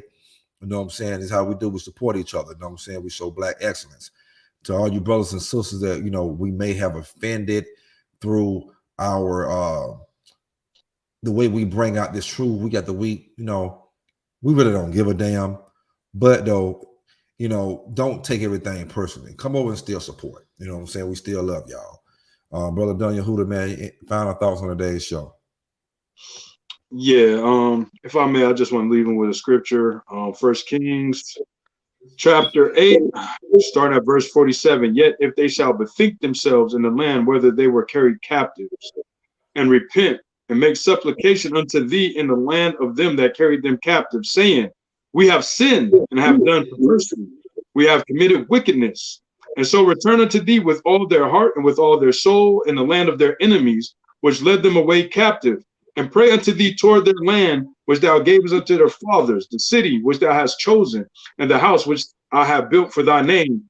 Then hear thou their prayer and their supplication in heaven, thy dwelling place, and maintain their cause, and forgive thy people that have sinned against thee, and all their transgressions wherein they have transgressed against thee, and give them compassion before them who carried them captive, that they may have compassion on them.